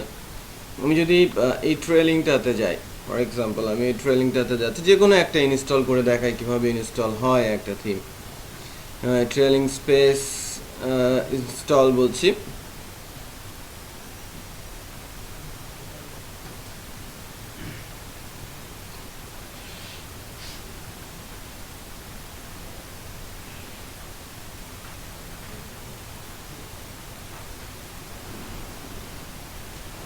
দেখেন ডাউনলোড করছে কোথা থেকে, download.wordpress.org। ম্যাক্সিমাম এক্সটেনশনগুলো তারা wordpress.org থেকেই নিয়ে দেখেন, ইনস্টল করছে আর কি। Package, unpackaging, installing the theme, successful install the parent theme Sega 1.0.2। এই থিমটা কিন্তু ইনস্টল হয়েছে, থিমটা ইনস্টল হলো। থিম ইনস্টলেশনের পর এটাকে আমি যদি রাইট ক্লিক করে নতুন ট্যাবে লাইভ প্রিভিউ যাই, এই থিমটা লাইভ প্রিভিউতে কেমন আছে সেটা দেখা যাবে। এটা দেখতে একেবারে সাদামাটা এরকম অবস্থা, রাইট। তো এটাকে আমরা যদি অ্যাক্টিভ করি, ঠিক আছে, আমি যদি এটাকে অ্যাক্টিভ করি, একটু খেয়াল করেন আমি অ্যাক্টিভ বাটনটাতে প্রেস করে দিয়েছি, আমার এই থিমটা কিন্তু এখন active, trailing space active theme. So এটা যদি আমরা ব্রাউজার ক্রমে গিয়ে রিলোড দেই, চলে আসে, রাইট। বাট ওই থিমটা কিন্তু দেখা যাচ্ছে, বাট এই থিমটা আগের থিমের চাইতেও বেশ সিম্পল মনে হচ্ছিল, রাইট? তো 2015টাকে যদি আমার আবার ফেরত আনতে চাই, আমি যদি আগের থিমটাতেই ফেরত যেতে চাই, এখানে গিয়ে এখানে কার্সার নিলে অ্যাক্টিভ আর লাইভ প্রিভিউ দেখা যাবে। আমি যদি অ্যাক্টিভ বাটন প্রেস করি, দেখেন আমার ওই থিমটা আবার আগের থিমটায় ফেরত যাচ্ছে। সো আমি খুব সহজে সুইচ করতে পারি একটা থিম থেকে আরেকটা থিমে। আমার অ্যাডমিন প্যানেলে আরেকটা থিম ইনস্টল হয়েছে যেটাকে বলা হচ্ছে সেগা, রাইট? আমি যদি সেগাটাকে অ্যাক্টিভ করে ইনস্টল করেছিলাম কি, আমি সেগাটাকে আমি দিয়েছি। সেগাটার অবস্থা একটু দেখি। সেগাটা ইনস্টল হলে এটাও একেবারে ওই সাদামাটা থিমের অবস্থায় চলে আসছে। তো আমরা আমাদের পছন্দ মতো থিম যেটা আছে সেই থিমটাতে যাব এবং বা ডাউনলোড করে নিয়ে সেই থিমটা ইউজ করে আমরা সাইট বানাবো। সো আপাতত আমরা যেটা দেখলাম যে কিভাবে থিম চেঞ্জ করা যায় অ্যাপিয়ারেন্সের থিম থেকে, তাই না? আমরা তো সবাই বুঝতে পারছি যে কিভাবে একটা থিম চেঞ্জ করা যায়। আবার আমি কোথাও থেকে যদি ডাউনলোড করি থিম, সেই থিমটা কিন্তু আপলোড করে ইনস্টলও করা যায়। সো একটা থিম আপনারা যদি দেখি যে অ্যাড থিমে যদি যায় এবং আমি যদি সার্চ করি, ঠিক আছে, আমি বলছি ব্লগ থিম,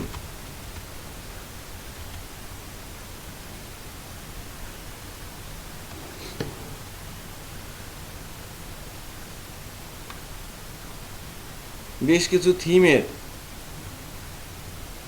হেল্প আমাকে বা নাম আমাকে দিয়েছে।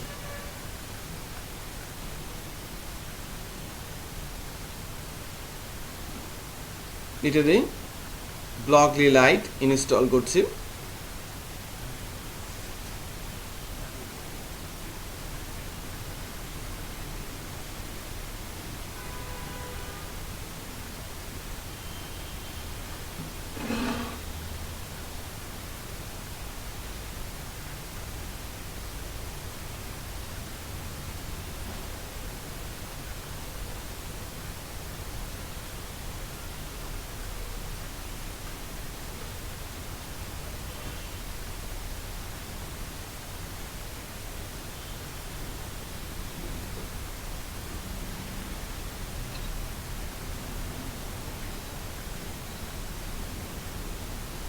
অ্যাক্টিভ করে নিচ্ছি।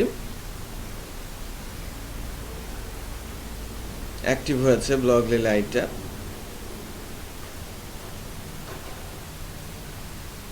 এটা একটু ভিন্ন রকম মনে হচ্ছে, তাই না?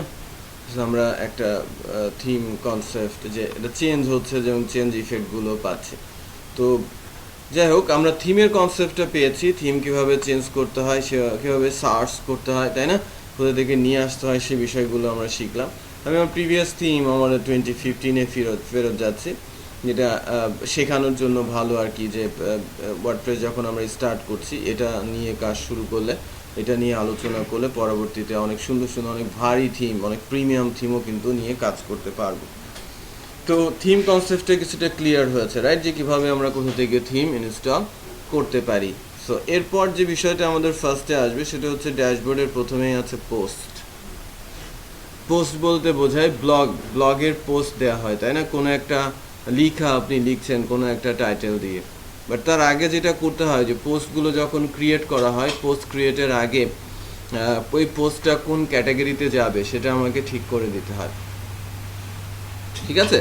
ওই পোস্টগুলো কোন ক্যাটাগরিতে যাবে সেটা আমাকে ঠিক করে দিতে হয়।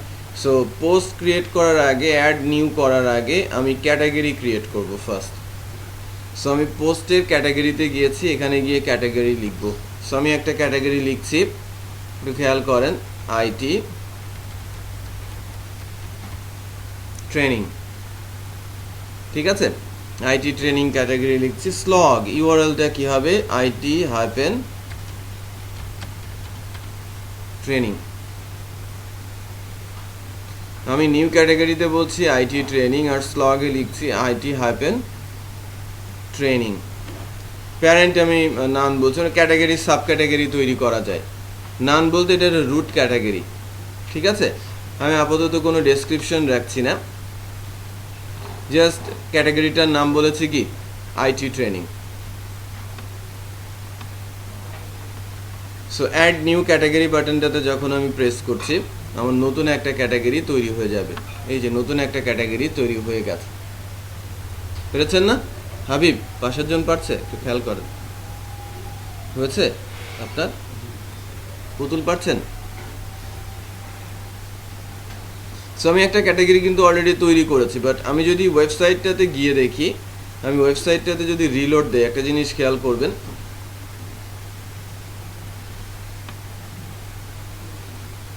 আমার ক্যাটাগরি লিস্টে কিন্তু আইটি ট্রেনিং কথাটা আসে নাই।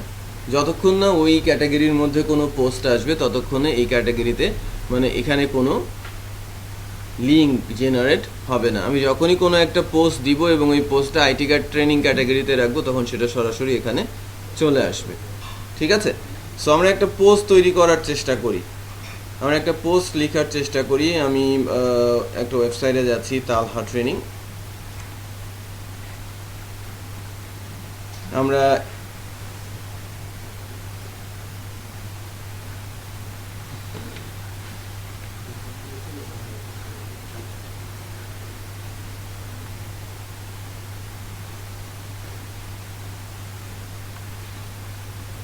তালহা ট্রেনিংয়ে এসেছি। এখান থেকে যেটা করব, পোস্ট থেকে গিয়ে অ্যাড নিউ পোস্ট করব। অ্যাড নিউ পোস্ট, এখানে অ্যাড নিউ পোস্ট বলেছি।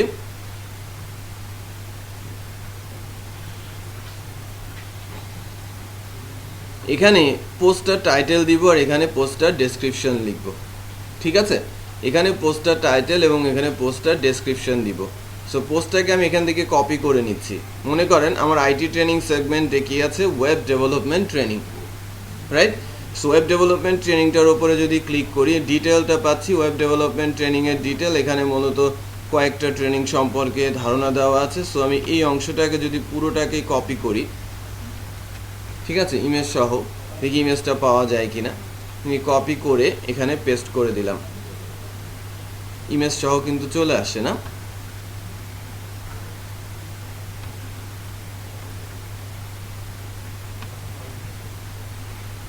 ঠিক আছে, এটা এখানে চলে আসছে, আমি কপি করে জাস্ট পেস্ট করে দিয়েছি। ঠিক আছে, এটা ভিজুয়াল, আর এখানে টেক্সট মোডে গেলে কোডটা জেনারেট হয়ে গেছে অটোমেটিক, রাইট? সো ভিজুয়াল মোডে আমি ওখান থেকে জাস্ট কপি করে এনে এখানে পেস্ট করে দিয়েছি। এখন আমাকে টাইটেলটা দিতে হবে না, ওয়েব ডেভেলপমেন্ট ট্রেনিং কোর্স। আমি টাইটেলটা দিলাম ওয়েব ডেভেলপমেন্ট ট্রেনিং কোর্স, বোঝা যাচ্ছে? সো আমি একটা পোস্ট রেডি করছি, কিন্তু একটা পোস্ট আমি রেডি করছি। তো অ্যাড নিউ পোস্টে প্রথমে টাইটেল দিলাম, তখন আমার ওয়েবসাইট থেকে কিছু অংশ কপি করে নিয়ে এসে আমি এখানে পেস্ট দিয়ে দিলাম। এই লেখাটা আমাদেরই লিখতে হবে, ওকে? এখানে একটা ছোট্ট এডিটরও আছে, এটা সুন্দর করার জন্য, লেখাগুলোকে গোছানোর জন্য। এরপর যেটা করতে হবে, আমার এই পোস্টটা কোন ক্যাটাগরিতে যাবে, আমি এখান থেকে টিক মার্কস তুলে দিচ্ছি। টিক মার্কসটা দিয়ে দিচ্ছি আইটি ট্রেনিং। ওকে, আমি একটা পোস্টে টাইটেল দিলাম, ডেসক্রিপশন দিলাম এবং ক্যাটাগরি বলছি কি আইটি ট্রেনিং। আর কোনো কিছু দিয়েছি? আর কোনো কিছু কিন্তু করি নাই। ফরম্যাটটা কি? ফরম্যাটটা আমি বলছি এসআই। আমার ফরম্যাটটা হচ্ছে স্ট্যান্ডার্ড। এসআই আছে image, video, code, link, general, status, audio, chat, এগুলো সম্পর্কে আমরা পরবর্তীতে দেখব। আচ্ছা, তো এখন যেটা আমরা করব সেটা হচ্ছে, এটাকে যদি আমরা পাবলিশ করি, পাবলিশ করা মানে সেভ করা, হ্যাঁ, পাবলিশ করে দেই। আমার এই পোস্টটা পাবলিশ হয়েছে। আমি যদি অল পোস্টে যাই, অল পোস্টে গেলে আমাদের এই ওয়েব ডেভেলপমেন্ট ট্রেনিং কোর্সটাকে দেখা যাচ্ছে।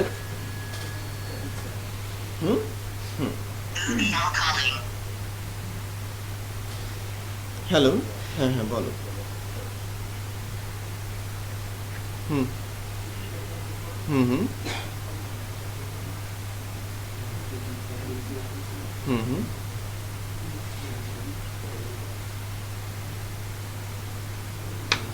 আমাকে একটু লিঙ্কটা দাও তো।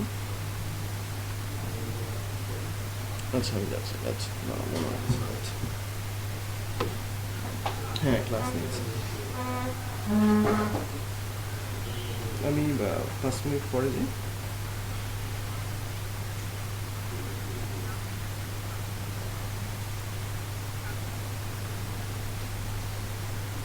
ঠিক আছে।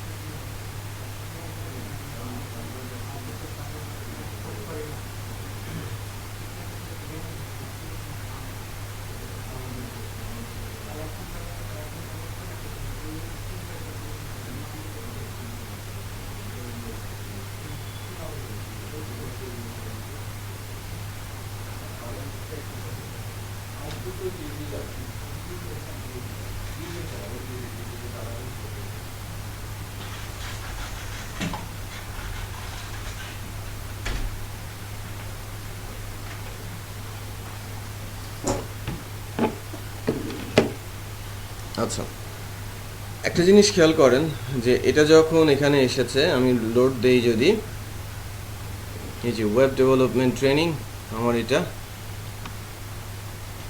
চলে আসে, তাই না? হোম পেজেও চলে আসে। আর এখানে আইটি ট্রেনিং ক্যাটাগরিটাও শো করছে। আইটি ট্রেনিংয়ের উপর যদি প্রেস করি, ক্যানট বি ফাউন্ড বলছে আইটি ট্রেনিং। রিসেন্ট পোস্ট চলে আসে, রিসেন্ট কমেন্টস আসে না। আমি আনক্যাটাগরাইজে যদি যাই, স্পেস ক্যানট বি ফাউন্ড বলছে। সো ক্যাটাগরির এখানে একটু প্রবলেম মনে হচ্ছে। আপনাদের আসছে পেজগুলো আসছে নাকি ওপস বলছে আমার মতো? এটাই আসে। আচ্ছা, তা এটা টেমপ্লেটের প্রবলেম হতে পারে। আমরা ওয়েব ডেভেলপমেন্ট ট্রেনিং এর কোর্স রিসেন্ট পোস্টে ক্লিক করলে কি ওটা আসে? রিসেন্ট পোস্টে ক্লিক করলে আসে। হ্যালো ওয়ার্ল্ডে ক্লিক করলে আসে। সেটাও আসছে, বাট ক্যাটাগরিটা ঠিকমতো শো করছে না। এই যে ক্যাটাগরির ওপরে যখন ক্লিক করছি তখন আমরা পেজটাকে পাচ্ছি না, রাইট? আমি একটু চেক করব যে আমি যদি থিমটা চেঞ্জ করি সেক্ষেত্রে থিমের প্রবলেমের কারণে এই ধরনের প্রবলেম দেখা যায়। সো থিমটাতে আমি যদি যাই, থিমে 2013টাকে অ্যাক্টিভ করি, এটা পুরনো থিম, 2013টাকে অ্যাক্টিভ করেছি। রাইট সাইডে বার চলে আসে, যে নট ফাউন্ড পেজ চলে আসে, এটা তো আইটি ট্রেনিং বলছে not found, this is somewhat embarrassing, it's not it. আচ্ছা, আমরা যদি আনক্যাটাগরাইজে যাই একই অবস্থায় আসছে। স্যাম্পল পেজ এখানে আছে, স্যাম্পল পেজটা ঠিকই ডিসপ্লে করছে, বাট রিসেন্ট পোস্টে ক্লিক করলে রিসেন্ট পোস্টটাও ডিসপ্লে করছে, তাই না? হ্যালো ওয়ার্ল্ডে ক্লিক করলে হ্যালো ওয়ার্ল্ডও ডিসপ্লে করছে। মূল প্রবলেম হচ্ছে ক্যাটাগরি পেজ, ক্যাটাগরি লিঙ্কে ক্লিক করলে সেটা আর ঠিকঠাক মতো কাজ করছে না, ওইটা আমরা প্রবলেমটা দেখবো আর কি। সো আপাতত আমরা পোস্টগুলো তো দিতে পারছি, তাই না? ক্যাটাগরিতে পুশ করতে পারছি, ক্যাটাগরিতে দেওয়ার পর এটা ক্যাটাগরি অনুযায়ী ডিসপ্লে হচ্ছে না, এটা হচ্ছে আমাদের মূল প্রবলেম। তো এই প্রবলেমটা আমরা ফিক্স করবো আর কি। এই অন্য টেমপ্লেটও, যেহেতু জুমলার ওয়ার্ডপ্রেসের নিজস্ব টেমপ্লেটে প্রবলেম হচ্ছে, সেক্ষেত্রে ক্যাটাগরি রিজনে একটা প্রবলেম আছে মনে হচ্ছে। আমি আবার ফেরত যাচ্ছি আমার 2015-এ। হ্যাঁ, থিমটা আমার 2015, এটা ফ্রেশ এবং শেখার জন্য ভালো। তো আমরা পোস্টগুলো যখন দিচ্ছি অটোমেটিক পোস্ট কিন্তু চলে আসে।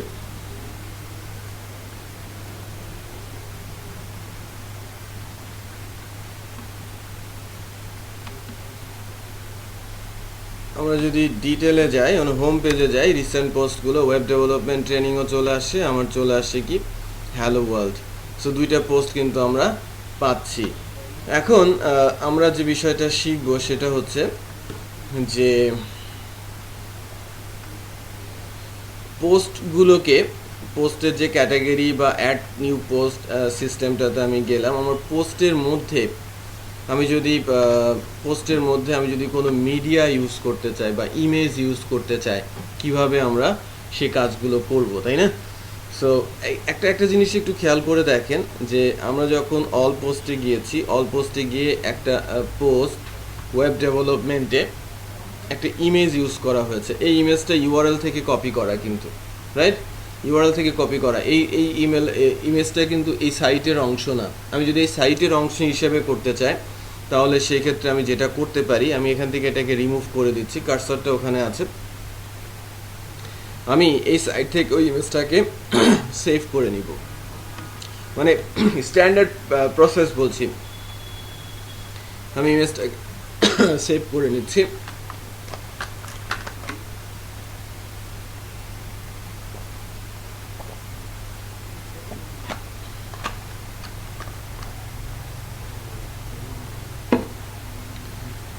ইমেজটাকে সেভ করে আমি ডেস্কটপে রাখছি।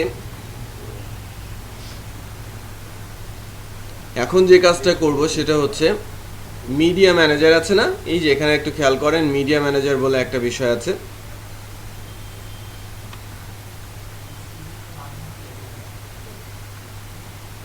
অ্যাড নিউ, আমি নতুন করে নতুন ট্যাবে এটাকে ওপেন করছি। আপলোড মিডিয়া ম্যানেজার, এখানে যে কোনো কিছু ড্র্যাগ করে ধরে এনে ড্রপ করে দিলেই হয়, রাইট? ড্র্যাগ করে ধরে এনে ড্রপ করে দিলেই হয়। যে লাইক আমার ডেস্কটপে আমি ইমেজটাকে আপলোড করে রেখেছি, ইমেজটাকে সেভ করে রেখেছি ডেস্কটপে, এই যে ইমেজটা, আমি এই ডেস্কটপের ইমেজটাকে ড্র্যাগ করে ধরে এনে যদি ড্রপ করে দিই, ইমেজটা আপলোড হয়ে গেছে। অথবা আমি সিলেক্ট ফাইল করে আপলোড বললেও আপলোড হয়ে যাবে, যে কোনো মিডিয়া লাইক ভিডিও, অডিও থেকে শুরু করে এভরিথিং, রাইট? সো আমি এই মিডিয়াকে যখন এখানে রেখে দিলাম, এখান থেকে আমি আমার ওয়েব পেজের মধ্যে এটাকে ইউজ করতে পারবো, ঠিক আছে? আমার এই ইমেজটা কিন্তু আপলোড হয়েছে। আমি যখন আমার এই ওয়েব পেজের মধ্যে কার্সার যেখানে বিফ করছে, এখান থেকে আমি যদি বলি অ্যাড মিডিয়া লাইব্রেরি, এই যে ইমেজটা চলে আসছে না, এখানে মিডিয়া লাইব্রেরির মধ্যে ইমেজটা আছে, এটাকে সিলেক্ট করে আমি যদি এখান থেকে ইনসার্ট করে দিই, ইনসার্ট ইনটু পোস্ট, ওই জায়গাটাতে আমার ইমেজটা চলে আসলো। এখন এই ইমেজটা কোথায় আছে? আমার সাইটে। এর আগে কি ছিল? As a URL. বোঝা যাচ্ছে? সেটাকে এনে যখন আমি আপডেট করছি আরেকবার, তাই না? আপনি মনে করেন আমি ডিফারেন্ট আরেকটা ইমেজ এই জায়গায় রাখবো, অথবা উপরের এই লোকেশনে আরেকটা ইমেজ পুশ করব। হ্যাঁ, সো আমি ওয়েব থেকে একটা ওয়েব ডেভেলপমেন্টের ইমেজ নিচ্ছি, মিডিয়া।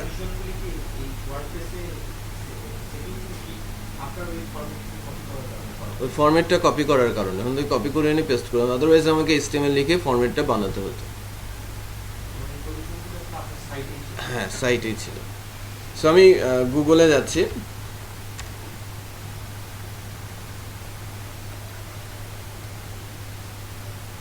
গুগলে গিয়ে আমি ইমেজ সার্চ করছি। ইমেজ সার্চ করতে এসে ওয়েব ডেভেলপমেন্ট ইমেজেস,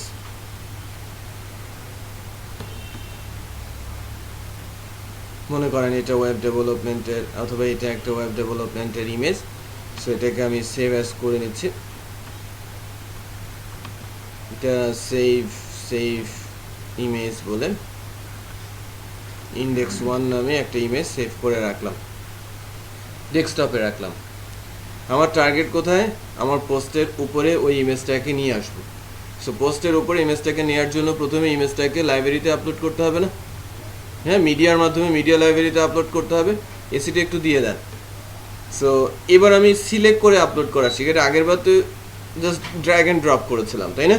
এখন আমি সিলেক্ট করছি।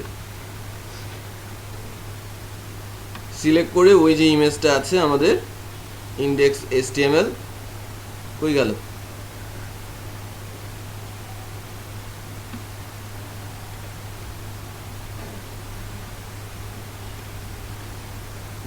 সেভ করলাম কোথায় আমি ফাইলটা? ডেস্কটপে না, নাকি অন্য কোথাও? ক্যান্সেল করি। আমি ইমেজটা কোথায় সেভ করেছি? ডাউনলোডসের মধ্যে চলে গেছে। তাহলে এখান থেকে যদি আমি আপলোড করতে চাই, সিলেক্ট ডাউনলোডস, এই যে index1, এই যে আপলোড হয়ে গেছে, ওই যে ইমেজটা চলে আসছে, খেয়াল করেছেন? এই ইমেজটা আমি আমার মিডিয়াতে ইউজ করতে চাচ্ছি। এই যে যেখানে কার্সার ভিভ করছে আমি বলছি অ্যাড মিডিয়া। এই ইমেজটা সিলেক্ট করে আমি যদি ইনসার্ট ইনটু পোস্ট বলি, ওটা আমার পোস্টের মধ্যে চলে আসছে, রাইট? সো আপডেট বলে দেই।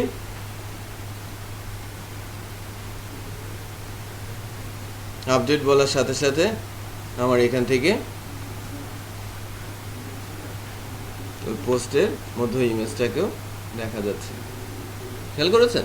সিমিলার ভাবে আমি অডিও, ভিডিও, হ্যাঁ, এগুলো এই জায়গাটাতে নিয়ে আসতে পারি। আমার পোস্টের মধ্যে অডিও আছে, আমার পোস্টের মধ্যে ভিডিও আছে, সেগুলো কিন্তু না, ভিডিওটা আপনি যদি রান করে দেন রান করবে, ফাইল হিসেবে না।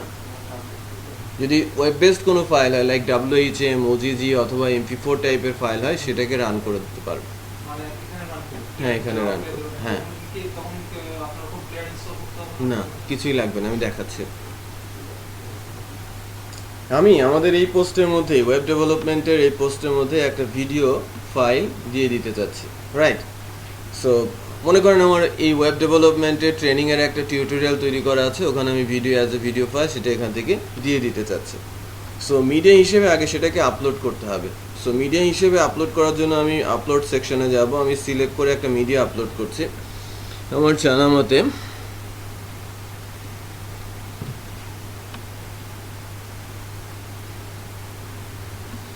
responsive web design, public HTML,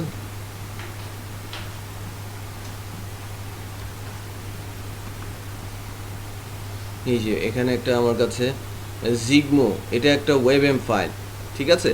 জিগমোর একটা ওয়েবএম ফাইল, এই ফাইলটাকে জিগমো ওয়েবএম ফাইলটাকে আমি আপলোড করলাম। এটা ছোট্ট একটা 2 সেকেন্ড 3 সেকেন্ডের একটা ছোট্ট ভিডিও, ওয়েবএম ফাইল। কয় ধরনের ফাইল সাপোর্ট করে? ওয়েবএম, OGG, MP4, মনে রাখতে হবে, ওয়েবএম, OGG, MP4। আর হ্যাঁ ভিডিওর জন্য, এফএলভি করে না। হ্যাঁ এফএলভি করে না। আর অডিওর জন্য সাপোর্ট করে হচ্ছে MP3, OGG এবং WEB, ওয়েব ফরম্যাট নামে একটা অডিও ফরম্যাট আছে সেখানে। সো এবার আমি আমার এই পোস্টটার মধ্যে আমি আমার পোস্টের নিচে মনে করেন এই লোকেশনে আমি ভিডিওটাকে দিয়ে দিতে চাচ্ছি।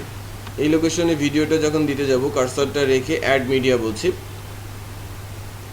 মিডিয়া থেকে এই যে দেখেন ওয়েবএম চলে আসছে না, jigmo.webm, এটাকে আমি সিলেক্ট করে ইনসার্ট ইনটু পোস্ট বলছি। সো আমার পোস্টের মধ্যে আমার জিগমো ভিডিওটা চলে আসে, রাইট? ভিডিওটার মুড চলে আসে কন্ট্রোল সহ। আমি যদি এখন এটাকে আপডেট করি, আমরা একটা পোস্টের ভিতরেই কিন্তু অনেক কিছু দেখাচ্ছি। হ্যাঁ এটা আপডেট হয়ে গেছে। ব্রাউজারে যখন এটাকে রান করব,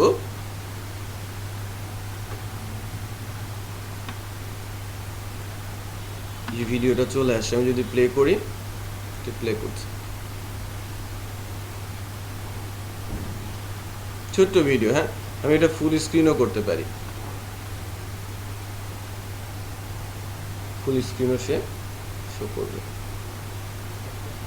ঠিক আছে, এটা HTML এর 5 এর কাজ, যেটা ওয়ার্ডপ্রেসের মধ্যে ইন্টিগ্রেটেড আছে। এখানে অডিও ফাইলও রান করে দেওয়া যায়। ঠিক আছে, এখানে ইমেজ লাইব্রেরিও ইউজ করা যায়। সুন্দর সুন্দর ইমেজ লাইব্রেরি আছে যেটা আমাদের পোস্টের মধ্যে দিয়ে দিতে পারি। হ্যাঁ ইমেজে ক্লিক করলে ওটা উপরে উঠছে, পপ আপ করে একটার পর একটা চেঞ্জ হচ্ছে, সেটাও কিন্তু করা যায়।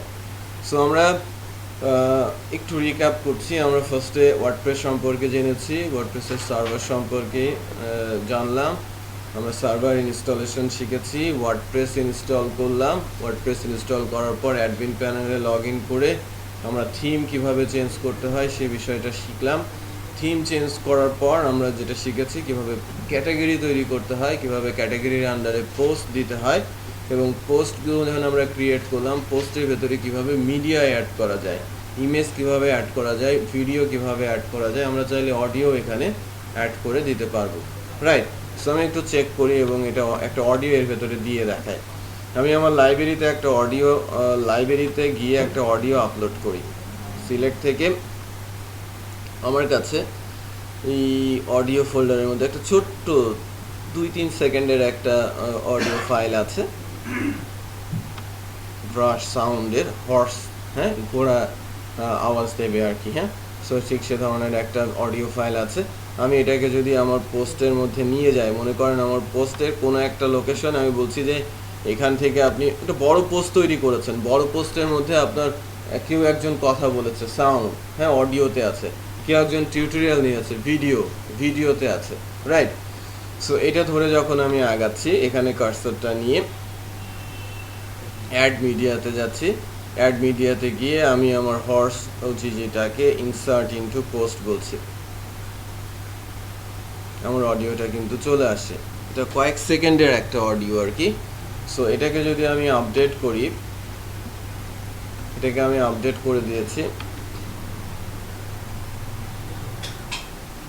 এটাকে আমি আপডেট করেছি। এবার যদি আমরা এখানে আগাই, আমি যেখানে যে কোনো জায়গাতেই কিন্তু আমি অ্যাড করতে পারি, ভিডিও অডিও যে কোনো লোকেশনে অ্যাড করা যাচ্ছে না, যে কোনো লোকেশন। আমি যদি এটাকে প্লে করি,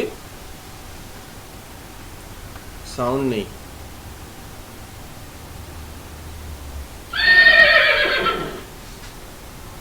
ঠিক আছে? তোমার অডিওটাও এখান থেকে রান করে যাচ্ছে। সো আমি একটা পোস্টের মধ্যে অডিও ভিডিও, এটা কি জুমলা থেকে ইজি না?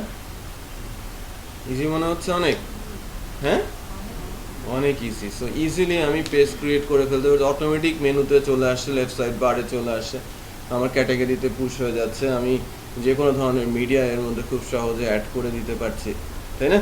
সো আমরা পোস্ট এবং মিডিয়া সেগমেন্ট কিন্তু অলরেডি দেখে ফেলেছি। এখন একটা পেজ ক্রিয়েট করার চেষ্টা করি। এই যে এখানে একটা পেজেস বলে বিষয় আছে না, আমি নতুন একটা পেজ তৈরি করব। বাট পেজ এখানে কোথায় দেখা যায় সেটা একটু আগে দেখে নিই।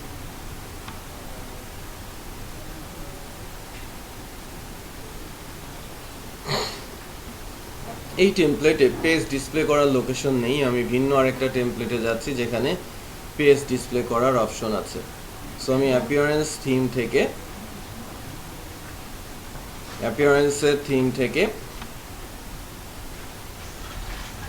আমি এই থিমটাতে যাচ্ছি 2013। এখানে পেজ দেখানোর অপশন আছে। থিমগুলো অ্যাকচুয়ালি ভালো মানের হতো, এগুলো দিয়ে কিন্তু প্রফেশনাল কাজ করা যাবে না। প্রফেশনাল কাজ করতে হলে আমাকে প্রফেশনাল থিম নিয়ে কাজ করতে হবে। আজকে আমরা সাদামাটা থিম নিয়ে প্রথম দিনের আলোচনাটা সেরে নিচ্ছি, আর প্রথম দিন আরও বেশি আলোচনা করবো না, খুব কম আলোচনা করব। নেক্সট ডেতে এটাকে আস্তে আস্তে করে আমরা বাড়ানোর চেষ্টা করব। সো অ্যাক্টিভ থিম দিয়েছি। এখানে যদি আমরা দেখি পেজেস বলে একটা অপশন আছে, এই যে এখানে এটা হচ্ছে লিঙ্ক, মেনু লিঙ্ক, খেয়াল করেছেন? Sample page. আমি যদি একটা নতুন পেজ তৈরি করি, মনে করেন যে আমি একটা পেজ বানাচ্ছি কন্ট্যাক্ট অর অ্যাবাউট। পেজ কনসেপ্টে একটু ডিফারেন্ট, পোস্ট কনসেপ্টে একটু ডিফারেন্ট।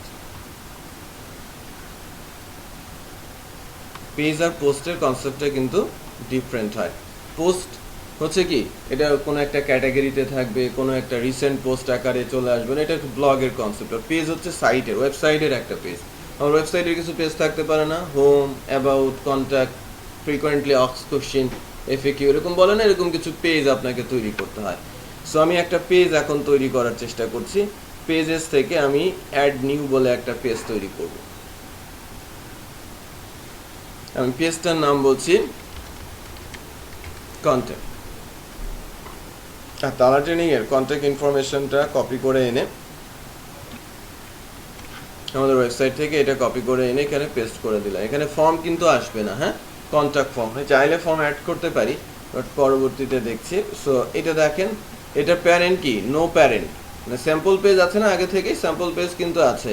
সো নো প্যারেন্টে যাচ্ছি, নো প্যারেন্ট, অর্ডারিং 0। সো আমি যদি এটাকে পাবলিশ করে দিই, এটা পাবলিশ করার পর আমরা যদি লোড করি, একটু খেয়াল করেন, কন্ট্যাক্ট চলে আসছে, খেয়াল করেছেন? এবার কন্ট্যাক্টে যদি আমরা প্রেস করি, তাহলে আমার কন্ট্যাক্ট ইনফরমেশনটা এখান থেকে দেখা যাচ্ছে। বোঝা যাচ্ছে না? আমার কন্ট্যাক্ট পেজটা কিন্তু রেডি হয়ে গেছে। কন্ট্যাক্ট পেজটা কিন্তু আর অন্য কোথাও আসে নাই। একটা জিনিস খেয়াল করেন, পোস্ট যেরকম চলে আসে না, রিসেন্ট পোস্টে চলে আসে, তাই না? কন্ট্যাক্ট পেজটা কি অন্য কোথাও এসেছে? শুধু পেজেসের ওখানে। এই যে আমার এখানে টপে যে কন্ট্যাক্ট দেখা যাচ্ছে, কন্ট্যাক্টে ক্লিক করলে কন্ট্যাক্ট পেজটা চলে আসে। আমি আর অর্ডারিংটা চাইলে আমি চেঞ্জ করতে পারি। তাহলে আমরা একটা পেজ তৈরি করে ফেলি, ঠিক আছে? আমরা 10 মিনিটস পাচ্ছি প্র্যাকটিসের জন্য। আমরা একটা পোস্ট তৈরি করবো, একটা পেজ তৈরি করবো খুব দ্রুত।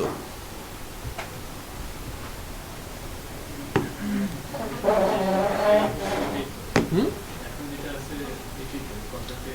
হুম হুম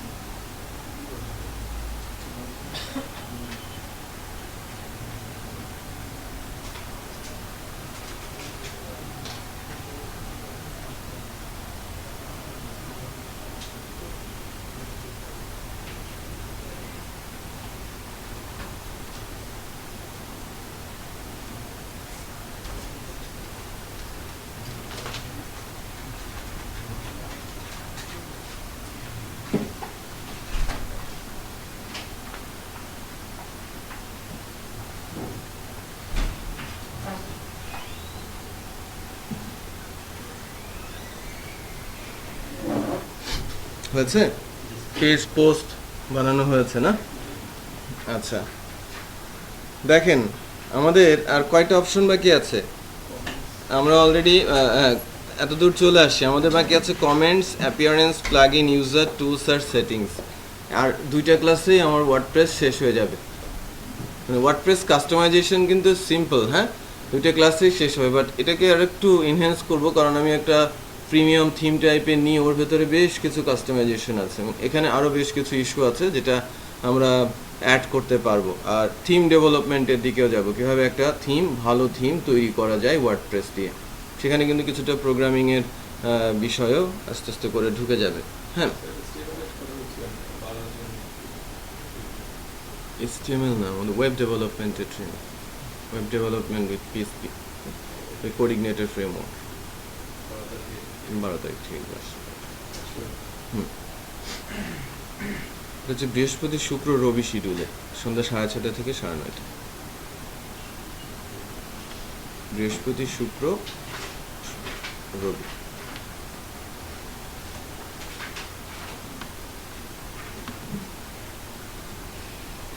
আচ্ছা, এখানে যেমন প্রথমে কন্ট্রাক্টর বা হোমটা যেভাবে দিচ্ছেন আপনি, তার কারণে আমি পরে চলে গেলো কন্ট্রাক্ট আগে চলে আসবে, যেটা আমি চেঞ্জ করতে হলে অর্ডারিং থেকে চেঞ্জ করতে আসবে। হ্যাঁ, ওইটা আমরা এখনো শিখি নাই, শিখবো আর কি বিষয়গুলো। আমাদের লিঙ্ক বলে একটা বিষয় আছে, লিঙ্ক ক্রিয়েট করা শিখতে হবে। লিঙ্ক ক্রিয়েট করতে পারলেই আমরা হোম লিঙ্কটা ক্রিয়েট করে দিব, তারপরে অন্যান্যগুলোকে কীভাবে অর্ডারিং করতে হয় সেটা দেখবো আর কি। কারো কোনো কোশ্চিন আছে আজকে যতটুকু আলোচনা হয়েছে? ওকে, আজকে আমার একটু একটা মেজর আছে, সো একটু যেতে হবে। সো আজকে আমি এখানেই স্টপ করছি। হ্যাঁ, আজকে এতটুকুই। আর